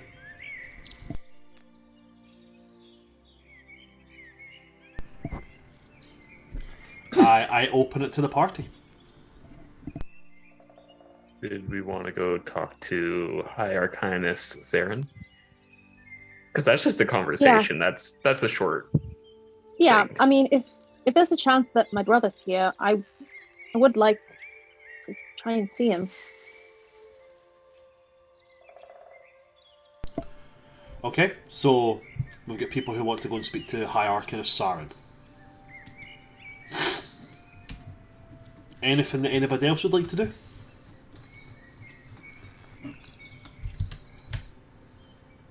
No? Okay, well, High Arcanist Zarin was last seen at the courts. You could start your search there, or you could try and ask somebody if they would know where he was. See if Sheila can use her courtly knowledge to get you guys in. Get you guys backstage passes.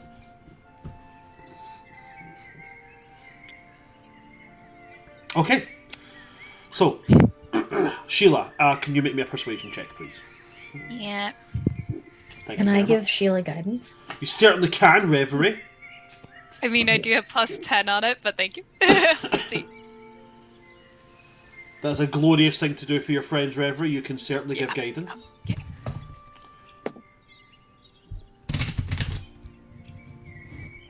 The first one was 19 plus 10. So that's 29. Is guidance advantage, or does guidance give you like an additional? It's a D4. Guidance it's a D4. Oh, D4. There you go. So there you go. Okay. So let's just say you average out on the D4. That would be 19 plus 12, which would be 31. Sweet. Awesome. Shenanigans. On a 31 easily, you march up to someone and you declare who you are and who you're looking for, and you swish the hair gloriously. And they're immediately the High Arcanist is in the middle of giving a lecture. You can find them in the gardens.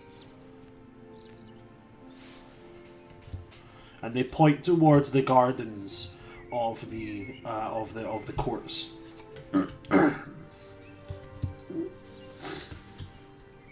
Yeah, as soon as Ari hears that, she's gonna head there. There's like a excited spring in her step where like her wings are starting to like give her that extra push of like flight, even like because there's a chance this is her brother. Okay, so you're moving towards the gardens then. Mm-hmm. All right, are you guys following? Yeah. Everybody's following. Awesome. Let's go learn about plants. Can I, like, while following, braid forget-me-nots in Kiernan's hair? If you want to. Kiernan is pretty much giving you a go-ahead on putting random flowers in his hair.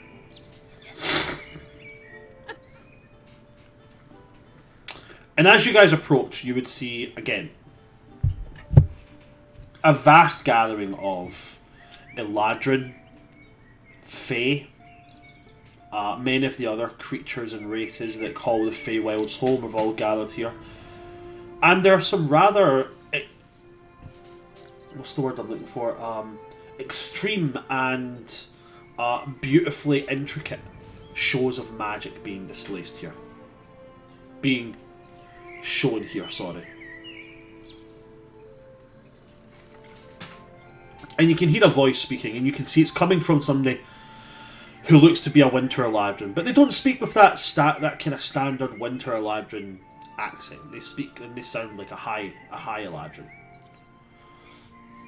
A Summer Eladrin, sorry. And as they're speaking, like, now, note how the particular cadence of this magic is very reflective of its point of origin. For instance, myself, I tend to call winter home, and so my magic has more of an aurora effect and aesthetic. Now, magic all reflects an inner person's sense of being in this sense. And you can see he's very, very enrapturing in how he speaks.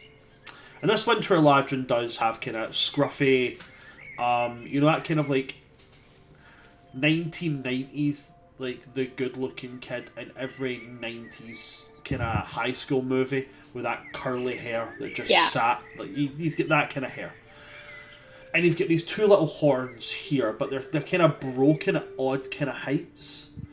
And from there up, the horns are replaced, but they're replaced with more like hardened aurora light. He's wearing very, very not fine clothes, but they're of good quality, but they're not ostentatious. They're just clothes.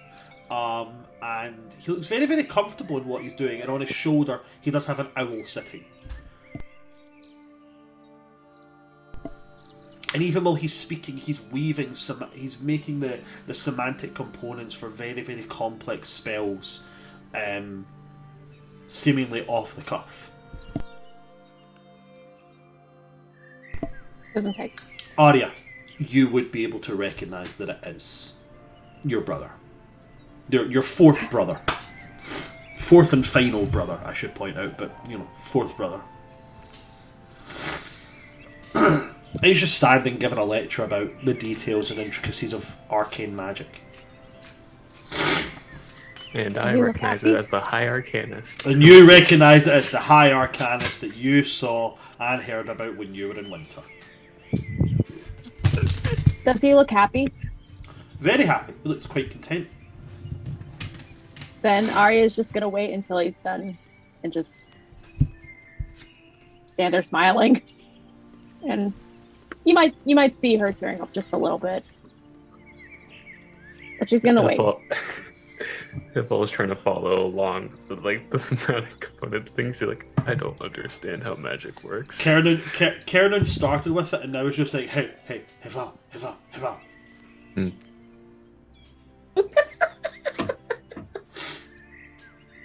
Just to slightly get back at Arya earlier, Sheila just leans forward, like, your other brother was cuter. You're on mute. Or I couldn't hear you. Yeah? Yeah, there we go. Arya will just whisper back, he's also crazier. My type. Joke. Kiernan is going to look at you, Sheila, and be like, are you talking about the pyromaniac one, the one who's about to be married, or the one who is just a plain dick?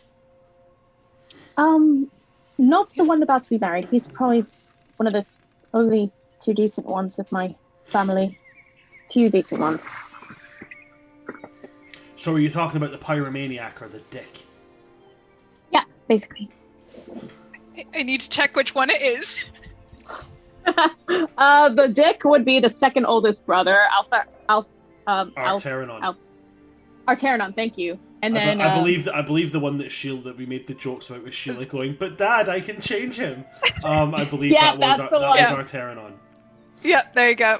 He's the jerk. The crazy one is the pyromaniac, my third older brother. Evanon. Evanon, right. But yeah, she'll just be like, no, he's a jack. Trust me, you can do better. Even you can do better. Kiernan is going to be like, I agree.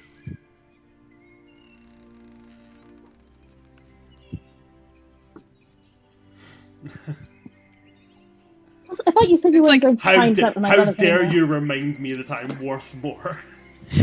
It's like when your friends tell you that you are dating the wrong type of people, and you're like, no, no. Reverie's Change him. Reverie's just nodding along to this conversation like she has any idea, even though she just found out that Ari has more than one brother. Yeah. Eventually the lecture finishes. And as Saren is leaving, he's going to walk towards you guys. Absent-mindedly, like he's not paying even the remotest sense of attention. Just like walking, he's got like a book floating here, a book floating here, and he's holding a book. Saren?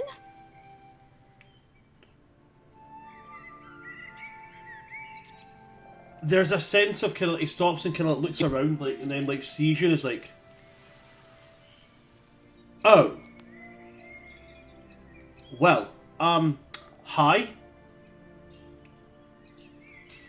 Oh, God's father's not here, is he? No, he's not. Thank God. Believe me, I would not be here if he was. And there's almost a sense of hope when he goes, Father's not dead, is he? Not the last I saw, no. Oh well. Hi, how are you? Hi! And Ariel just like go and like hug him. And he'll hug back.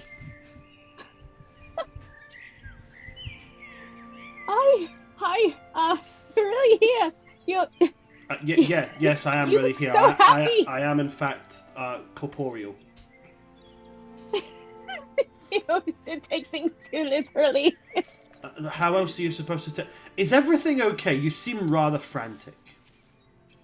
No, I'm just excited to see you. I'm glad to see you. You look really good. You look happy. Thank you. I had a bath this morning.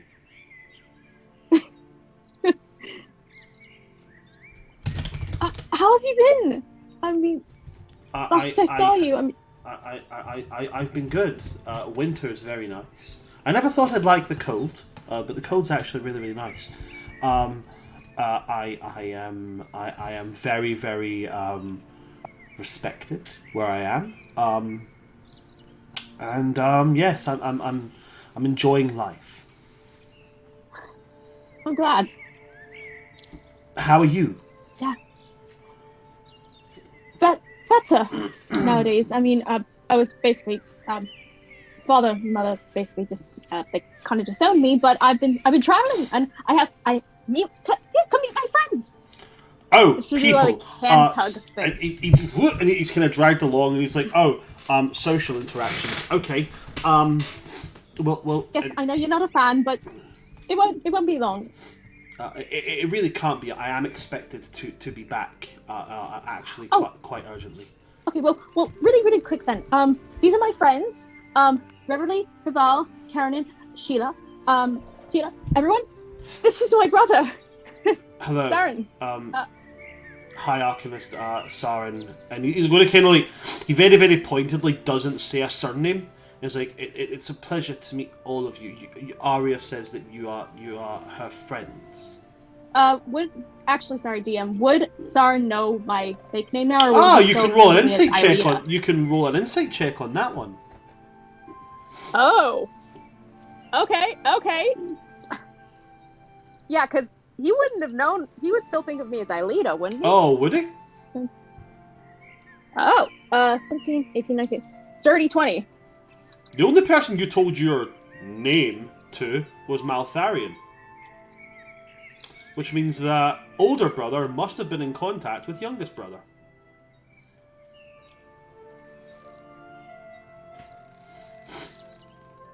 You know my new name? Yes, I've been in contact with Maltharion. He does not agree with anything Father's doing. Also, there's potentially a coup to remove Father from the family.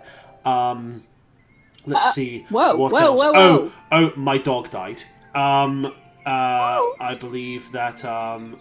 Evanon is still a psychopath, and I still think that he should most definitely be given professional help. And absolutely, there's no question what else? Oh, there was something else. Oh, I can't remember. It's on the tip of my tongue. And I can't remember. Well, did Hold on, someone. Matharian Aria, what's say up, he was... Pavel? This is just a funny thing. Did Haval know the dog that died? No. So he's talking about like a dog that he had back when he lived in summer. Okay. If it was like a dog in Aw. winter, Haval would have been crying. He's going to... Oh, That's it. I remembered what it is. Maltharion and his most recent intended have now been married. Well, that's good. She's actually quite nice. She's really quite sweet. But there's a coup being planned against father. I mean, I can't say he doesn't deserve it, but... Yes, I haven't managed to figure out which of them is leading it. If anything, my bets would be on Evanan. He's a power-hungry, sociopathic moron. Oh, he's definitely got issues. Definitely always an inferiority complex, if you ask me. But most definitely. how are you in contact with each other? Messages? Where are they now, actually? If you know. Maltharion has been sent on a mission into some place to find some new undead creatures that are walking around. Arteranon, I believe, is currently in the Summerlands. He's been placed in charge. Wait. Sorry. Where? He's been sent to find the undead. Where exactly? I don't know. I'm not part of the family anymore. I don't find out locations. Oh, that's fair. where did you say Arteran was again? Arteranon's in the Summerlands. Apparently he's holding down the fort, as they say, which we all know in my family, that just means that you're being put somewhere that you don't cause problems. Basically, that's my life. And Evanan has been sent to the east, I believe. Okay, well, at least I know where to avoid them, but... Well, different discussion for another time, but... I'll have to see if I can find Maltharion at least. I'm worried about him. Maltharion is probably going to be safe. If there was anybody I could count on being safe, it's probably him. You haven't seen these undead, have you? I've studied the remains of them. Yeah, well, we fought them, and there are a lot. Maybe even from Maltharion. There's not a lot in our family who's actually worth caring about, who cares about us, and he's one of the few, so... Well, on that, I do wholeheartedly agree. Is there anything else? I would love to catch up longer, but I am required back. The Winter Queen is quite adamant about punctuality. I understand, but it was... I'm really glad I was able to see you again, and good luck trying to get the Queen to bring more plants to Winter. I heard about that. I was actually really successful in my really petition, good. so we're going to have That's wonderful. We're going to have new fit. But yeah, it was lovely to meet you all. It really was. Yeah, and hopefully I'll get to visit Winter sometime. And if you are ever in the Winterlands, do feel free to look me up. Yes. And with a very, very socially awkward kind of thing, he goes, well, must be getting on. Goodbye, and just walks off. Real quick, Haval was going to try to stop him, and I'm putting you on the spot, DM. Haval was going to ask if he knows if Olit is doing all right. Oh shoot! I completely forgot about that. Olit. Which he might not even remember. Yes, from what I recall, she is doing rather well. There have been certain upheavals in winter that has involved a lot of on-field research. I do believe that she has been recruited into giving some aid with that. Okay. if you're ever in winter, I can certainly try and source where she's located. Thank you. You're welcome. No, we won't keep you any longer. Thank you. It was lovely to meet you all. Goodbye.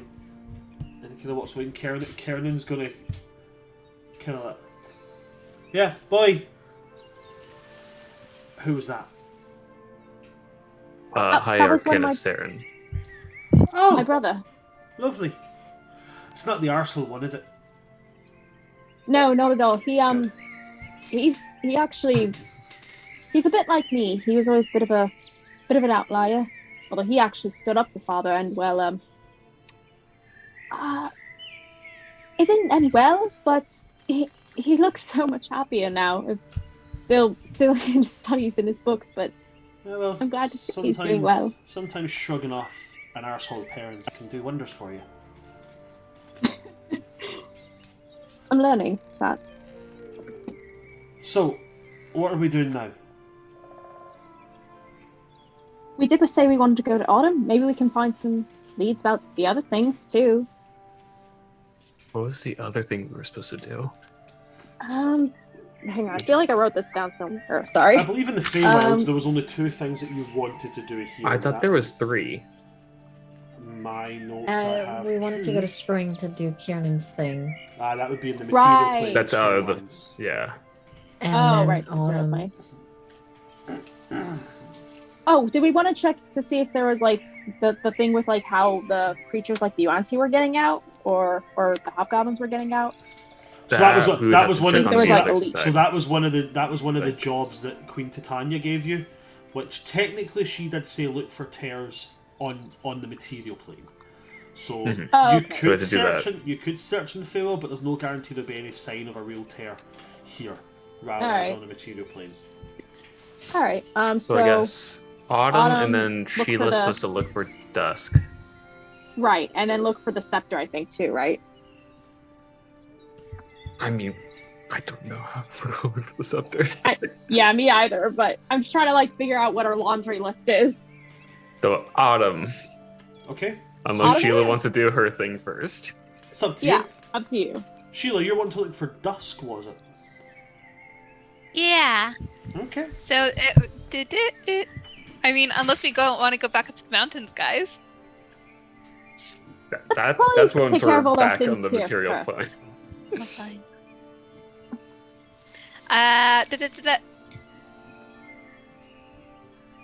What are the Okay, full let's look for details? Dusk so that way we could do a pub crawl in Autumn. Yeah. I'm down for that. Okay. So looking for dusk. Yep. Okay. A summer eladrin in spring. Yeah, no, that's fine. So,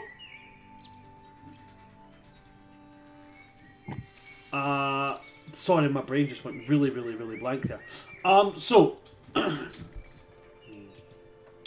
with looking for for dusk, a summer eladrin in spring stands out fairly well. What I'd like you to do from there, please, is we're going to call it an investigation check. Can I Ooh. give them guidance again? You can indeed. That's very kind of you. Thank you. Investigation, you said? Yes, investigation, please. 7 plus 4 is 11. Unless, did you say half last time? DM. Sorry? So it's plus 4, right? On it? So, yeah, It's a 1d4. 1d4. Oh, so it just depends if you just want to do the 2 or not on it. No, roll the d4 and see what you... Okay. 10. 10 in total. 10 in total. Okay. So on a 10, as you ask around, and as you kind of do your initial kind of little searches, looking in the spring court, or the spring court side of things, nobody's seen Dusk. They do suggest you could go to you know, this the palace in spring, like actually venture into the seasonal, into the season of spring, and go to the Springs Palace there. Maybe Dusk is located around there, and like you know the in particular the Spring Court. But as for the court sitting here, where kind of all the courts come together to make decisions, and all the kind of diplomats and people are here, nobody's seen Dusk around about this location.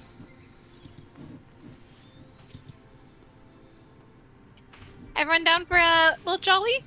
Little bit of a trip?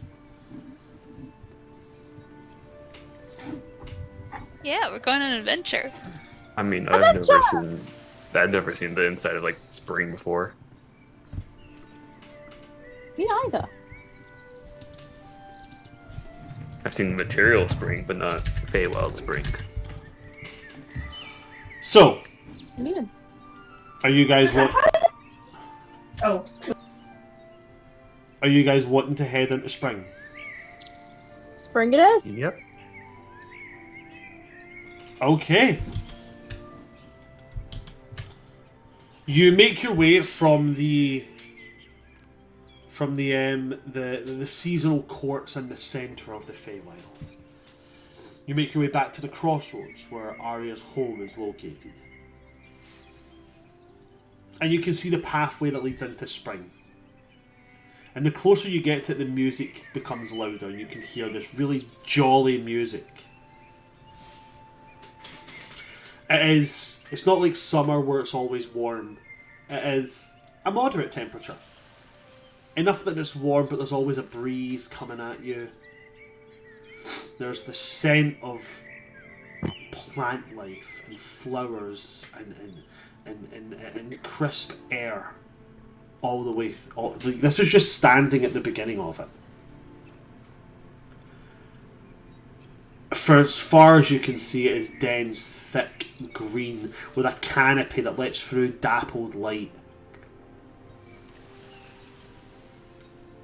Do you guys want to venture deeper into Spring? Heck yeah. Yeah. Okay. That's absolutely fine. You're allowed to do that. As you step further into Spring, I am going to need everybody to do me a favour. And roll me a d8.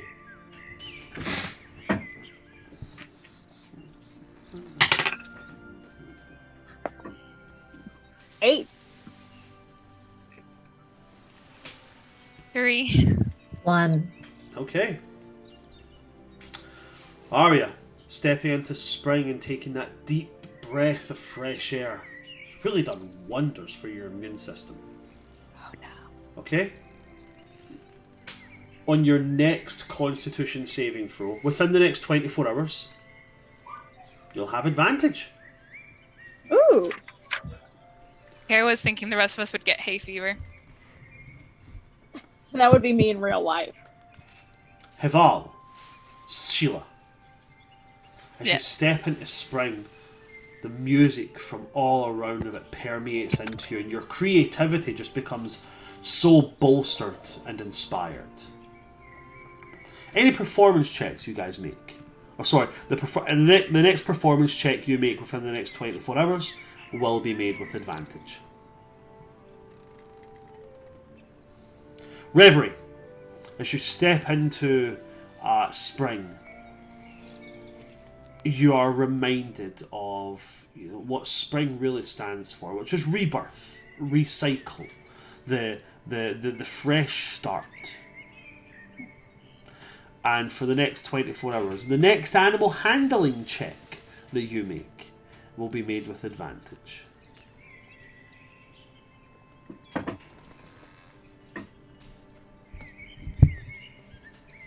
But you guys step into Spring, and you're just the smells, the colours, the sounds that permeate this place.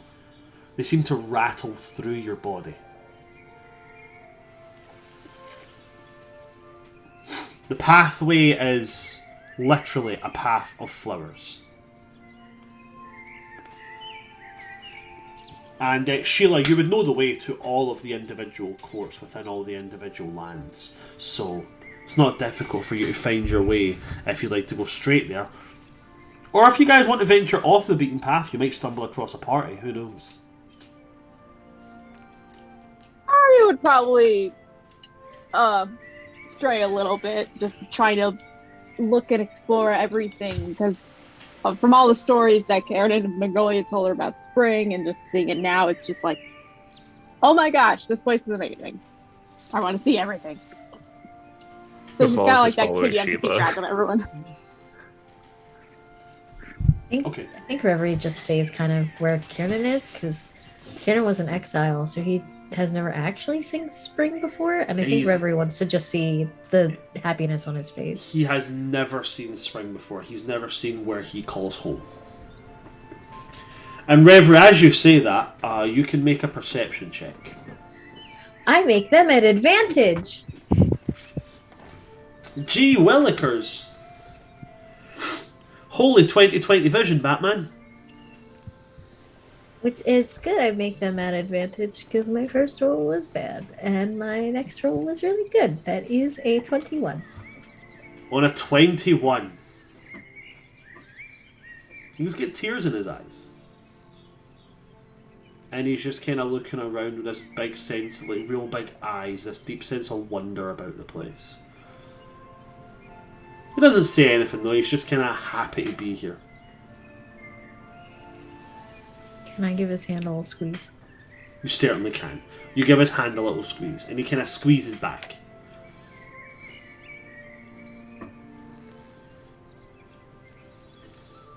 Anything else for you guys? Or is it just continuing on the path? I know Arya said she wanted to wander off. If you want, you can wander off by yourself, Arya. But everybody else seems pretty devoted to staying on the path. Probably will stay with the group, but I'm like that one kid who goes off to the thing and then you have to like call her back. Alright. Yeah. Then as you guys are sticking to the path, you're eventually going to come to the individual court of spring, which is literally just like, picture like an overgrown ruin. You know, these old stone ruins that have got all these vines and creepers around them with all these flowers blooming. Except they're not ruins. They are perfectly pristine, lovely, polished slate stone buildings. Almost Grecian in design. Lots of open ceiling and pillars, wreathed in this beautiful greenery, with outside baths that have floating wildflowers all over them. Animals wander freely. There's no roads. It's all just earth, soft grass beneath your feet.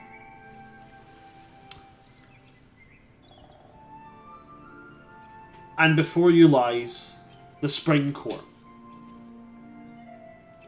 The Spring Court is held by the Spring Maiden, the current ruler of Spring at this point.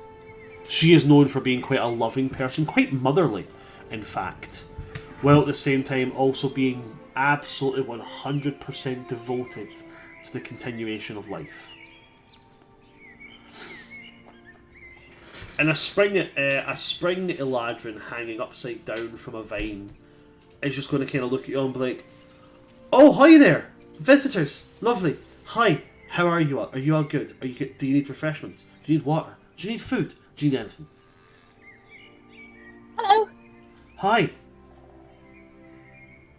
Nice to meet you. I'm Arya. Nice to meet you too. And they give you the hand upside down so they can shake.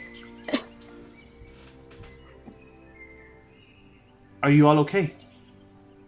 You all look quite confused. We were looking for someone, I believe. Sheila? Am I curious right off the bat, why are you hanging up there? I'm curious as to why you're not. I mean, it looks pretty fun. It's really fun. It does. Arya will kind of like use her boots to float up and kind of like see if she can hang, like fly upside down next to the guy. Give it a try. Like doing a handstand in air. This is kind of fun. Using your boots, you are able to hang upside down. Yeah, like flying. Yep. Does that logic not calculate? Nope. Logic does not calculate. Please don't hurt yourself. Kernan does kind of clamber up, and he joins this guy hanging upside down.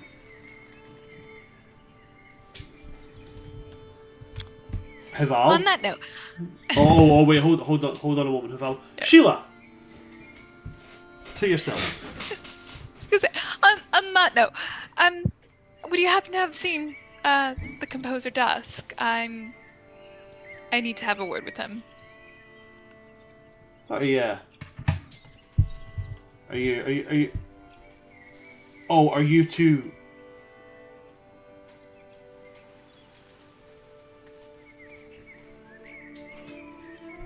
Sir, what are you implying?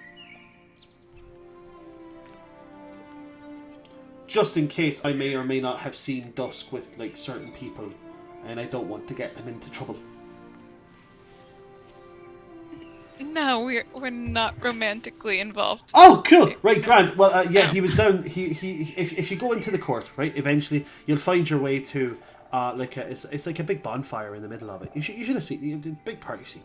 Big party scene. You'll be able to find it. And he was there. And last I seen him, he was like really like vibing with some with some autumn, composer. And they were getting quite close, and I don't think they were talking just about music, if you catch my drift. An autumn composer? Yes. No, not you. Excuse me, good sir, I need to go see what this is. Oh! I feel, if I gotten him into trouble, they said they weren't romantically. Did I do a bad? No, she's just like that. Don't worry. And you Here, for your troubles. I'm gonna druid craft them a big sunflower.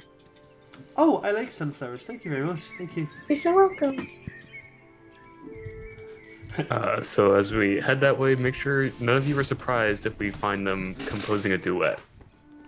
I don't think I would be Reverie more- understood the implications, so... Yeah, I mean, aren't they musicians? They would be doing that. That's not what I meant. What did you mean? Remember that conversation we had about romance? Vaguely, yeah. That. Oh! So, you think that there's a... You think that the... Kernan's like, oh, okay, right, okay, gee.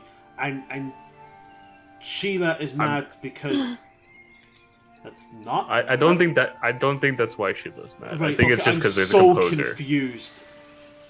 Me too, in this case. Right, okay, cool. Are we following Sheila? Or are we going to let her go kill this person Yes, by herself? we better make sure Sheila doesn't murder anyone. Okay. Karen's going Yeah. like, Sheila, don't stab anybody until we're there. Yeah, I Let's promise. have him in the hall. Okay, we should probably go. Nice meeting you. And the I guy think just Reverie like offered the hanging back flowers. upside down. Yeah, have a good one, guys. I think Reverie offered the flower and then just ran after Sheila. Like, she didn't understand the implication and was offered the flower to be nice because she's a nice person, and then just followed Sheila because Sheila seemed upset. Okay. So, you guys make your way to the prime body of the seasonal court of spring, and poking your head in, you can see, as was said, big party scene going on. It's spring. There's always a big party scene going on, and there's lots of music being played and there's lots of dancing going on. Sheila, can you roll me an investigation check again, please?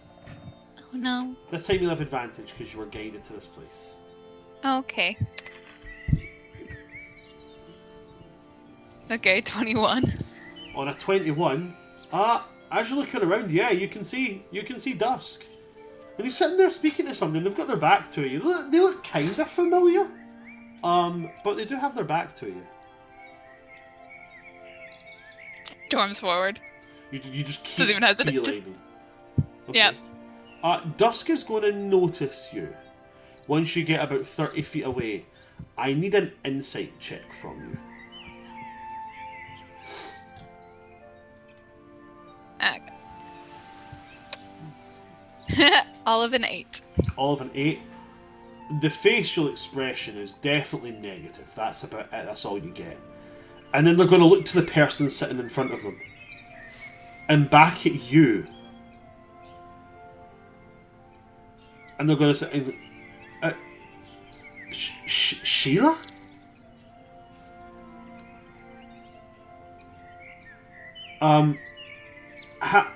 How? What?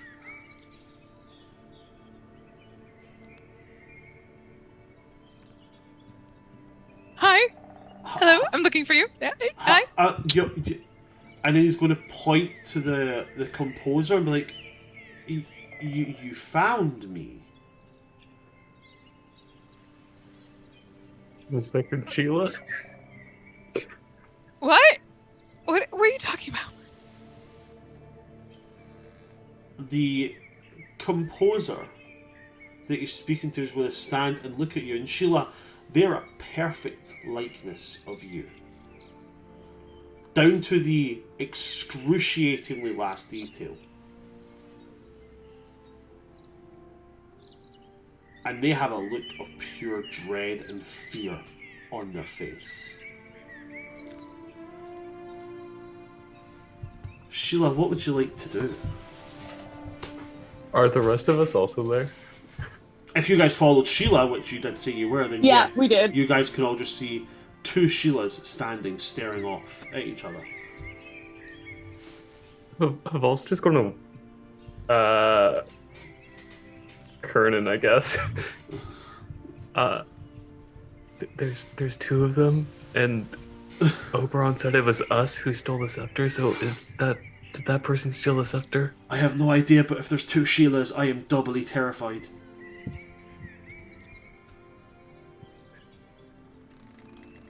Sheila, what would you like to do now that you're staring in the face of your doppelganger? Who the fuck are you? I could have asked you the same question. No, we don't. No, we're not playing this game. No. This is not a game. I do not want you to refer to it as a game. You will tell me who you are immediately. Excuse you. Excuse Do you know you. who I am? I think she turns to the groups like, I don't like this. Who The other one's going to be like, is this? I have no idea who you all are, but if you are in cahoots with this poor charlatan, then there will be repercussions. Okay, I think Reverie. okay, there's one way to know for sure. Where is Keenan? Keenan, you left him back at the house. Dang it! I was gonna say. That's little brain dog who's just like lying down, just like.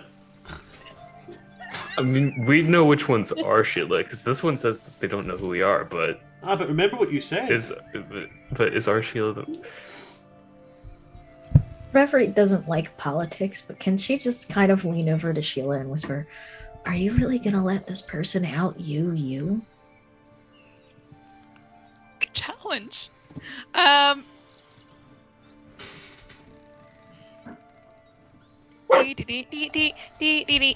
We are going to cast Charm at 3rd level.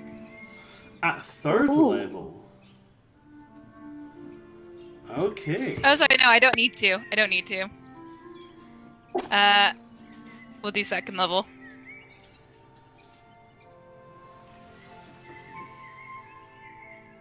Okay. Because then I get one more plus. Okay. Da-da-da-da. And are you aiming the charm at you? My copy. At your copy? Are you sure it's a copy? It could be the real you. Oh, it doesn't say that. It's 2:30 a.m.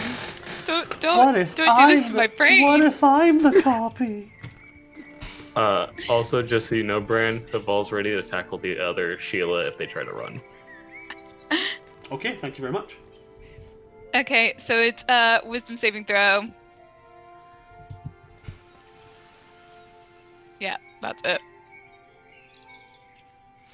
As you cast this spell, whatever this is immune to the effects of being charmed. And as you do it, they are going to turn and look at you, and with a look that is far, far too uncomfortably to you, just like, I know for a fact you did not just attempt to charm me. I can.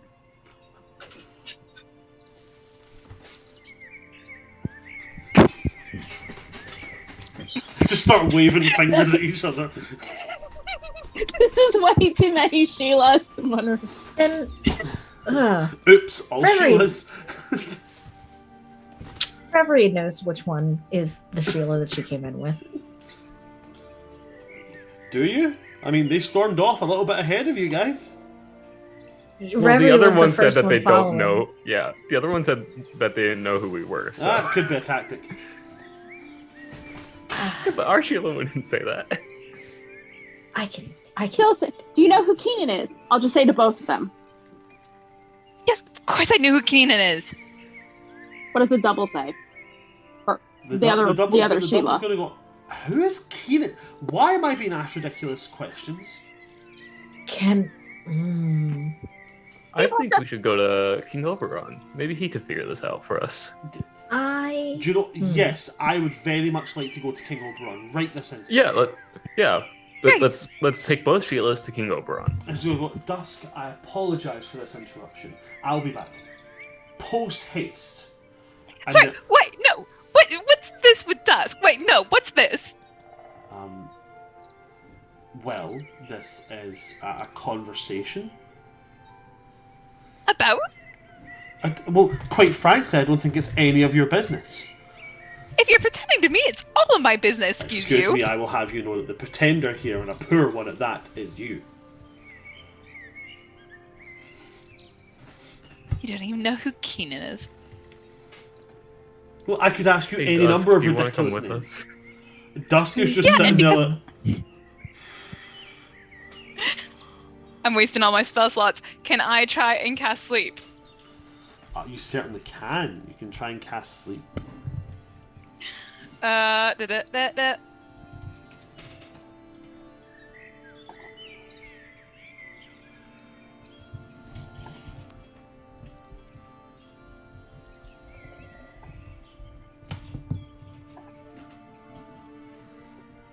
28? 28 is not going to do it. It is not. They have more HP than 28 HP. But as you do that, they're going to be like, oh, well, I have had enough. And they're going to... And they're going to attempt to smack you right in the jawbone. Haval uses I interception. got bitch slapped by herself. Was not expecting this. Tell me, have you ever been bitch slapped by yourself? Every I day of the mean- year. I don't think I don't think Sheila has, and I don't think she even has at this point. Because that's going to be a 13 to hit. Val, did you say you did something? Yeah, if it hits you, I'm using interception. Oh no. My AC's 19, you're good. Okay. When fake Sheila goes to hit real Sheila, can I cast Moonbeam on them? Is it And if they're- is it a reaction? No, it's a full action. I will. Okay, so there would have to be so they would have went to hit, and as they missed, you would then be able to cast Moonbeam on them if you want to. Yes. Okay, so you cast Moonbeam. What is the save on that there? It is a con save, and if they're a shape changer, they're making it at disadvantage. Oh. Shit, you know, a 15. So that is a total of Constitution. You said, yeah. 17. 17? Yes. Okay, that's fine. I can take first. But one on a takes less damage. disadvantage roll, they made a nat 1.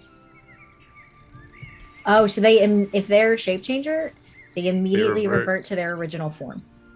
Oh, snap.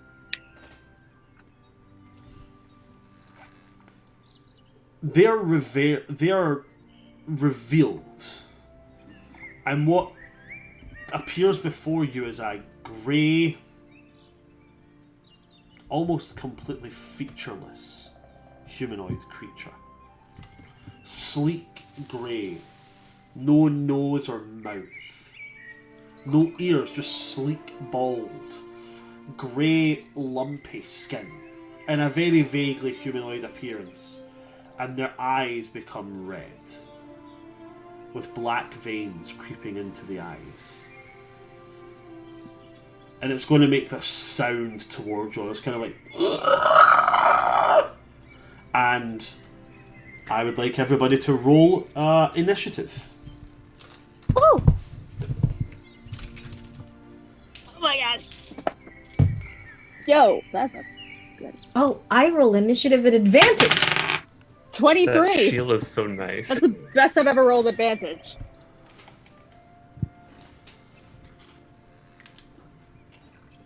That is. Did anybody get over 25? Not 25. Did anybody get between 25 and 20? Cool. Haval, what did you get? Haval got a 20. Aria, what did you get? I got a 23. Best I've ever gotten initiative. Reverie, what did you get? I got a 22. 22, or you got 20 as well? I got 22. Okay. Like the number 22. Okay, cool. 22. So we go Aria, Reverie, Haval. What did you get, Sheila? 10. 10.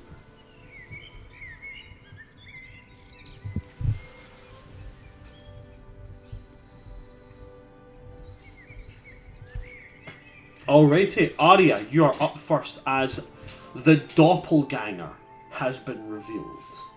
As in the actual creature you're looking at is called a doppelganger.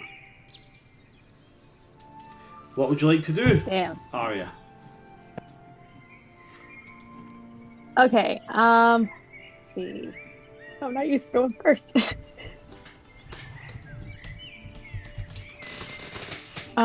see. Oh, try that. So for my movement, of the boots, like where is it? It's like right in front of us, right? Yes. What am I pushing? Oh, no, I'm talking about Janae that way. Okay, so I'm gonna cast Kinetic Jaunt as a bonus action and try to like get behind it so that I'm like not right in front of it, but like still like in the vicinity. Okay. And this doesn't provoke opportunity attacks, so. Right. And then for my action, I'm gonna kind of like just like touch it on the back and cast Bestow Curse. Okay. Fran, do Which you means allow that- 2 leveled spells in the same turn? Well, one is Oh. a bonus action and one is an action. Yeah, but it's still leveled it's spells. a leveled spell, so you can only cast a bonus action spell, and then if you were to cast an action, it would have to be a cantrip. You can't do 2 leveled spells. Oh, I didn't know that. My bad. You can't expel 2 spell slots per turn unless Yes. you use action surge. Yeah. Oh, okay. I didn't know that. You can Sorry, I do- thought so- it was like so it was you an could- action or a bonus action kind of No, thing. so then. you could do an action spell and then a bonus action cantrip, or you could do a bonus action spell and then an action cantrip. But you cannot do Oh, 2 bonus okay. action spells. I believe, My however, you bad. can do a bonus action and an action cantrip. Yes. Yeah. It's Oh, you okay. can't expend 2 spell You slots can't expend on 2 your same spell turn. slots on the same action. Yeah. Okay. Did not know that. Thank you for explaining. No worries. All right. Well, main thing I wanted to do is Bestow Curse. So like, How close am I again to it? Like, am I like? I'd right in front of it, I'd or- say you'd be within maybe 15 feet. Sheila's within 5 feet. Okay, can I use my movement to kind of like dash then to it? You wouldn't even need to You wouldn't need dash. to dash. You would just have to move there. All right, so I'll move there and like use the boots to kind of like help me along, and then I'll try and like touch it and cast Bestow Curse. That's the main thing I wanted to do. Okay, so you touch it and you cast Bestow Curse. Is there a save on that at all? Gotta make a Wisdom save of 15. Wisdom save of 15. That's a 12 on the die with a +1, so no, that's a 13. All right, so it says you touch a creature and the creature does see a Wisdom saving throw or be cursed for the duration of the spell. When you cast a spell, I can choose one of the following options. Choose one ability score. While cursed, the target has disadvantage on ability checks and saving throws made with that ability score. Or while cursed, the target has disadvantage on attack rolls against you. Or while cursed, the target must make a Wisdom saving throw at the start of each of its turns. If it fails, it wastes its action that turn doing nothing. Or while the target is cursed, your attacks and spells deal an extra 1d8 necrotic damage. So I think for this one, I'm gonna go with the third one. Has to make a Wisdom saving throw at the start of each of its turns. If it fails, it wastes its action that turn doing nothing. Okay. And is that everything for you there? Yeah, I think that's it. Just kind of like have my bow in hand, so like if I need to, I can like try and stab it. You know.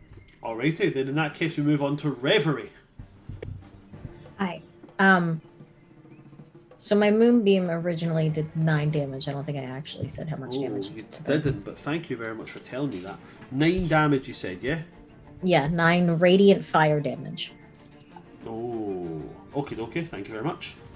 You're very welcome. And then, on my turn, I'm gonna turn and look at Kiernan Uh-huh.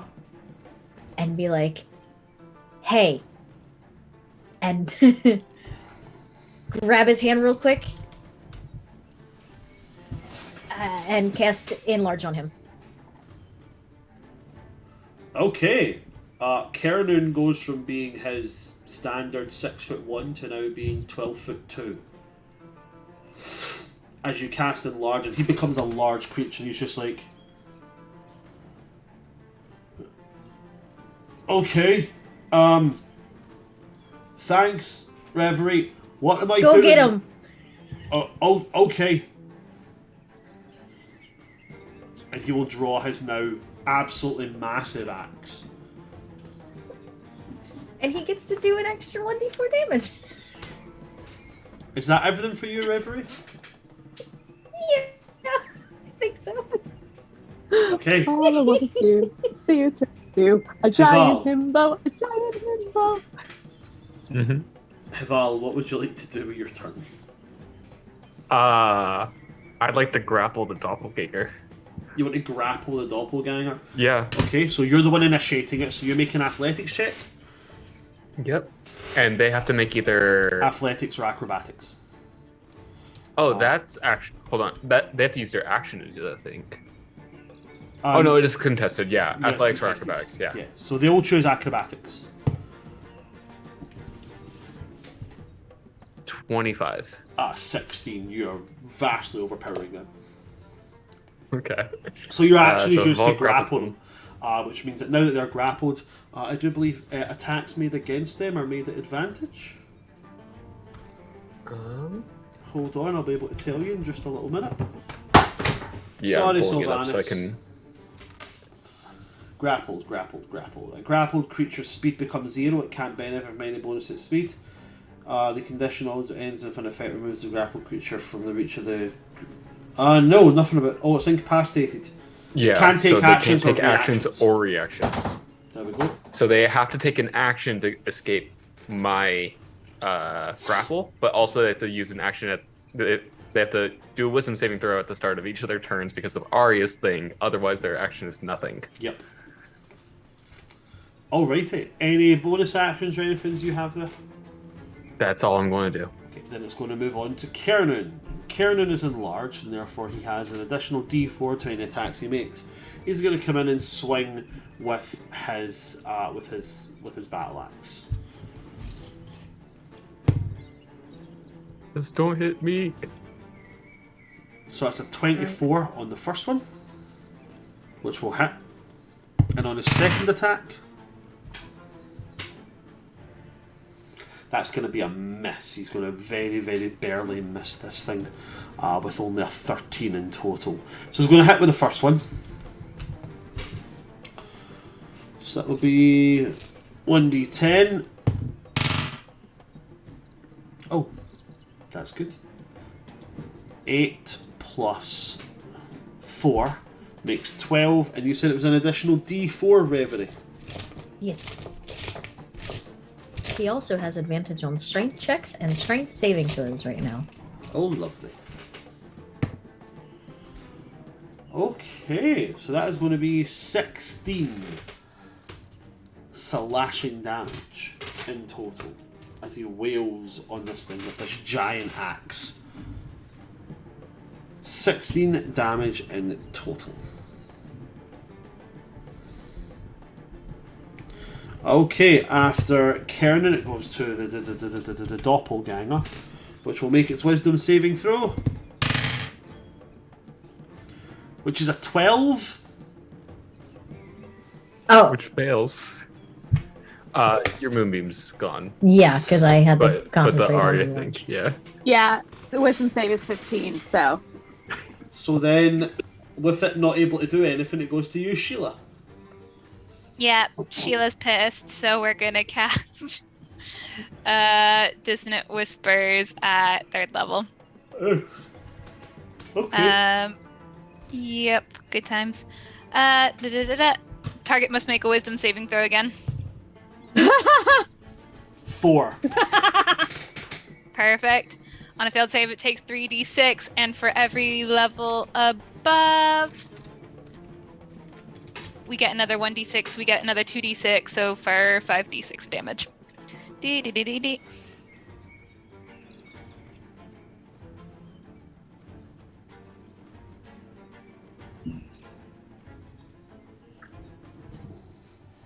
15 points of damage. 15 points of damage. Yeah, already this thing is not looking all that good. It goes back to the top of the initiative order now with you, Arya.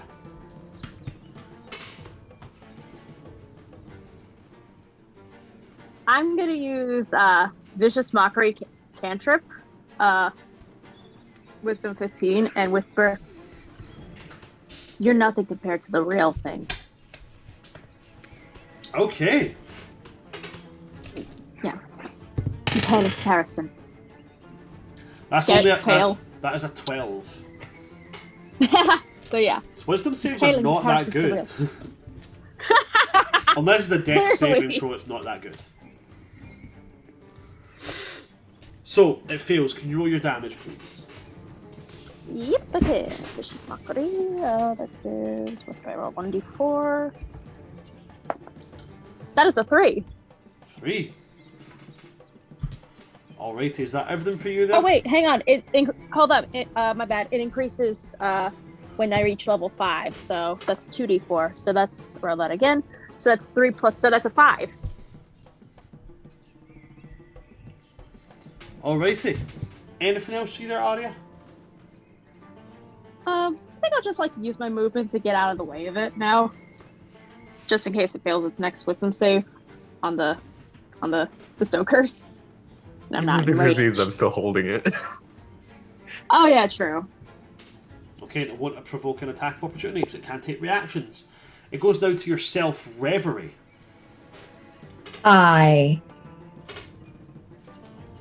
Yep. Toll the Dead. Toll the Dead. After- What's the saving throw I'm making for that? Wisdom.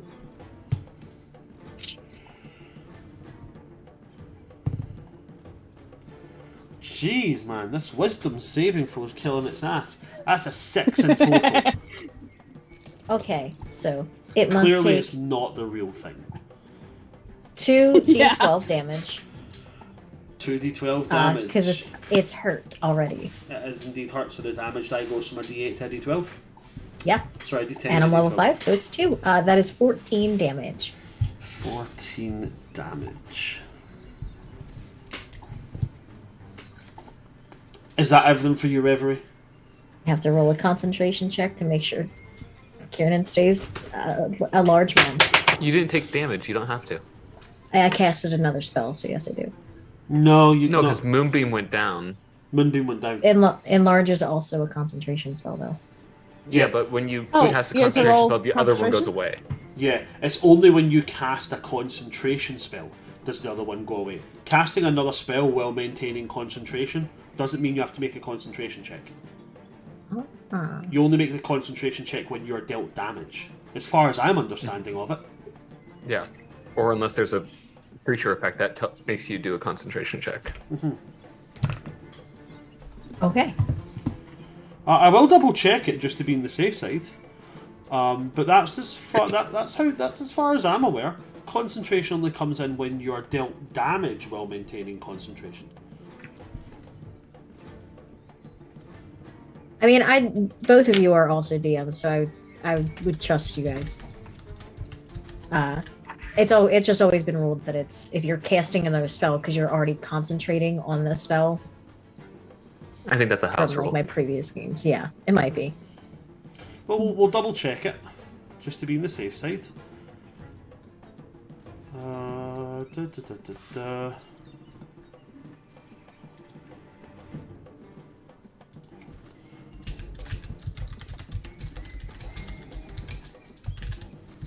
Just looking it up just now.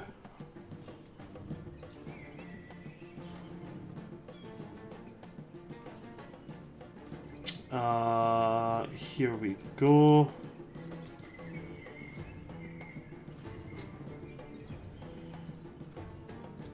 Once this allows me to... Yep, if you take damage while concentrating on a spell, you must perform a concentration check to see if you maintain it. That's it. Okay. Only if you take damage. And your concentration check is a constitution saving throw where the DC is equal to 10 or half the damage you take, whichever is greater. So yeah, no, you don't have to make a concentration check to keep them enlarged. Awesome. Is that everything for you, Reverie? Yes. Okay, after Reverie, it goes to Hival. Val's going to punch him because he's trying to do non-lethal damage because he Kidney wants to punch. knock this thing out. Kidney punch. Kidney punch. Because then we can question it later. No, but legit, kidney punches are like. Yeah. That's an 18. An 18 will hit. So that's 5 points of bludgeoning damage. Kidney punches are bad, but the worst one I've ever had was being punched in the armpit. Oh yeah, because there's like a specific Yeah. kind of like vein under there. That's why it's also lethal to get stabbed under the armpit.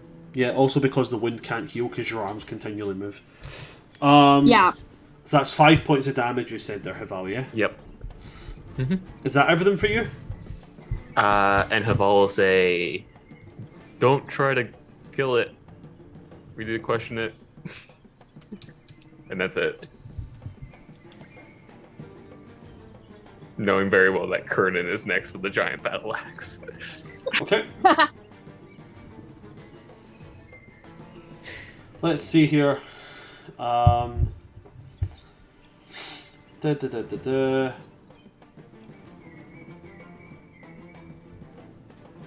Okay, so Kernan's going to go, alright, and just kind of reel his foot back and just aim to kick this thing as hard as he can. Haval and the doppelganger just... That's it.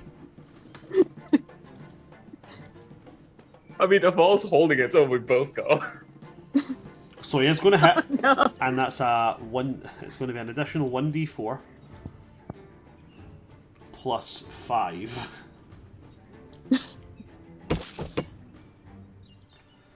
That's a 4. He's going to deal 9 damage to this thing by brutally bludgeoning this thing. And, like, his foot is now, like, easily enough to cover the entire spread of their ribs. So he just like reels his foot back and volleys this thing straight across the torso as hard as he can, dealing 9 damage. It's going to go to the doppelganger. Vol just kind of grunts in Wait, pain. hold on. 'cause it, Does he have a bonus action? He does not have a bonus action. Not unless he was to face step. Wait, Hvala, does but- Kernan have 2 attacks per action, Oh though? crap! Yeah. So he's going to reel his foot back again, and he's going to go for it again. And that's going to hit again. Because he actually has 5 levels in fighter, unlike Hvala. Yeah. So that one's going to be 8 damage. It goes now to the doppelganger. The doppelganger is going to make its wisdom saving throw with a grand total of +1. Right, that's its highest roll it's made at this point in the combat. Okay? It's a 14, enough to And meet it the still wisdom. misses! Still fails! Then it can't do shit. Sheila, it's you up. We're still Wait, what doing about non-lethal, Arya? right? Non-lethal, apparently. Are we We gotta doing question non-lethal? it. Also, did we skip Arya? No, Arias at no, the head. Aria's the top. Yeah. Top initiative order. For a Oh. change. I have Arya written down twice. Arya, Okay. Reverie, Hval, Kernan, Doppelganger, then Sheila. I wrote Kernan and then I wrote Arya again instead of Doppelganger. Arya's the real Doppelganger. Quick attack. Sheila, your turn.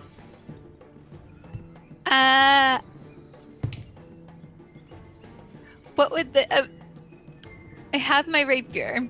If I just, like, use the hilt of the sword to try and knock it out, can I do that as non-lethal? I would say yes. I'll allow you to do it. Yeah, I'll allow you to do it. Non-lethal. Roll to hit. Lovely. Where did I put my dice? Yep. All of 16. 16 is still gonna hit. Lovely. Which is then...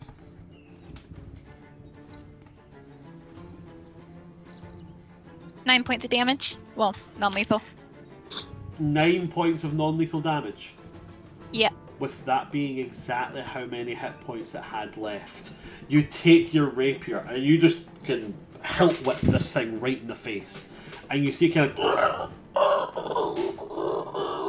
and its head just kind of lolls down, with Hval still like full Nelsoning this thing, and Kernan just standing over with like on one foot, his foot raised, just like say the word, let's squash it like a bug. I'm really tempted. No squashing. Gotta Combat. take him with Oberon. Combat is over. The doppelganger is being held, knocked out, and now you guys have a lead on potentially why Oberon was told you were the ones who stole the scepter of the Four Seasons.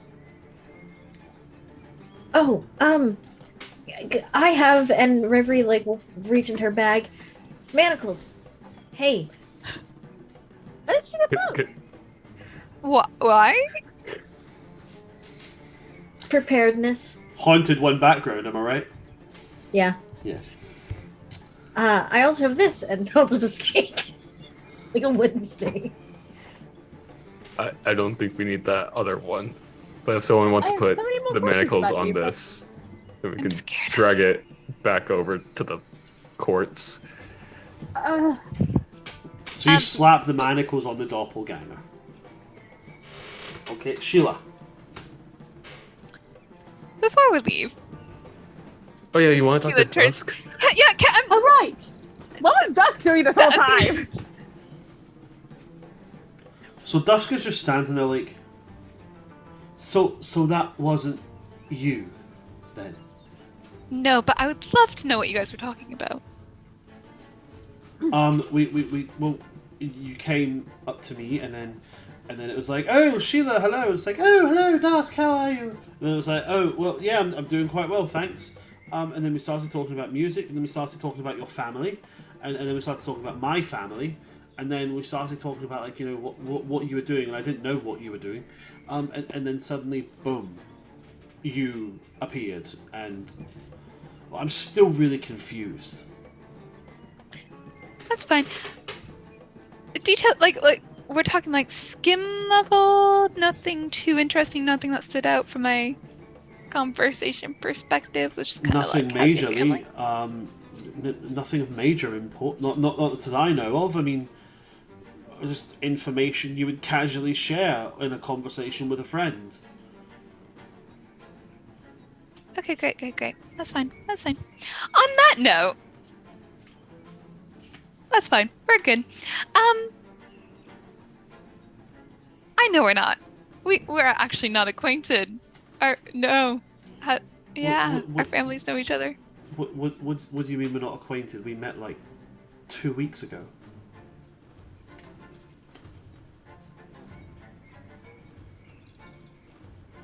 That wasn't you. That was not me. Oh, okay.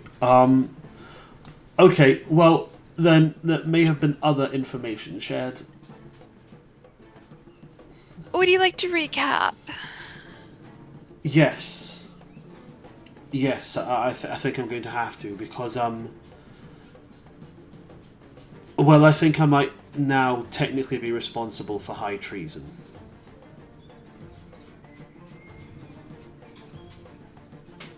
Okay. So Dust should come with us to go see Oberon. Yeah, but this is going to be an interesting conversation. And that... Wait, hold on. Sorry, Arya, go. If there's been one of you, a doppelganger of you, roaming about, pretending to be us for 2 weeks apparently, then does that mean there's others still out on the loose? It would seem that way. If there was a whole group of us seen. It did say all of us by name, right? For 2 weeks. While we were away on that job that we got sent on. I think we're gonna have a very interesting homecoming. Say the least. Did you see the eyes? Did the eyes when it looked with its eyes? Was those the eyes? Yes. Oh. Oh, Kieran, I'm sorry. You're still like 12 feet tall. Here. Kieran is like, no, it's absolutely fine. He's just picking fruit from like the top, from like the higher branches. You just keep doing what you're doing. Yeah, that was the eyes from the That's dream a cat. and the vision.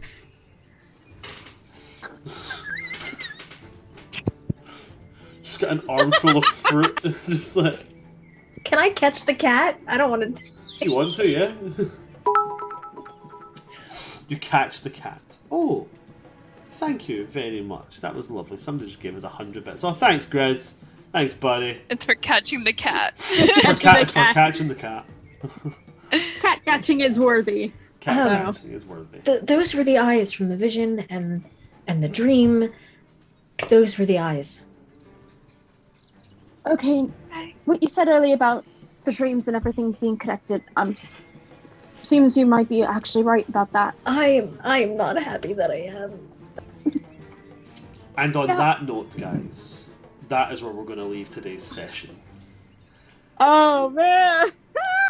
Thank you very much, everybody, for coming to see us, and thanks for my players being involved in this little session today. You're not getting an end credit scene today. There will be none. You have enough The high treason thing was the end credits. That was the end credits scene, yes. High treason. Could it be a foot?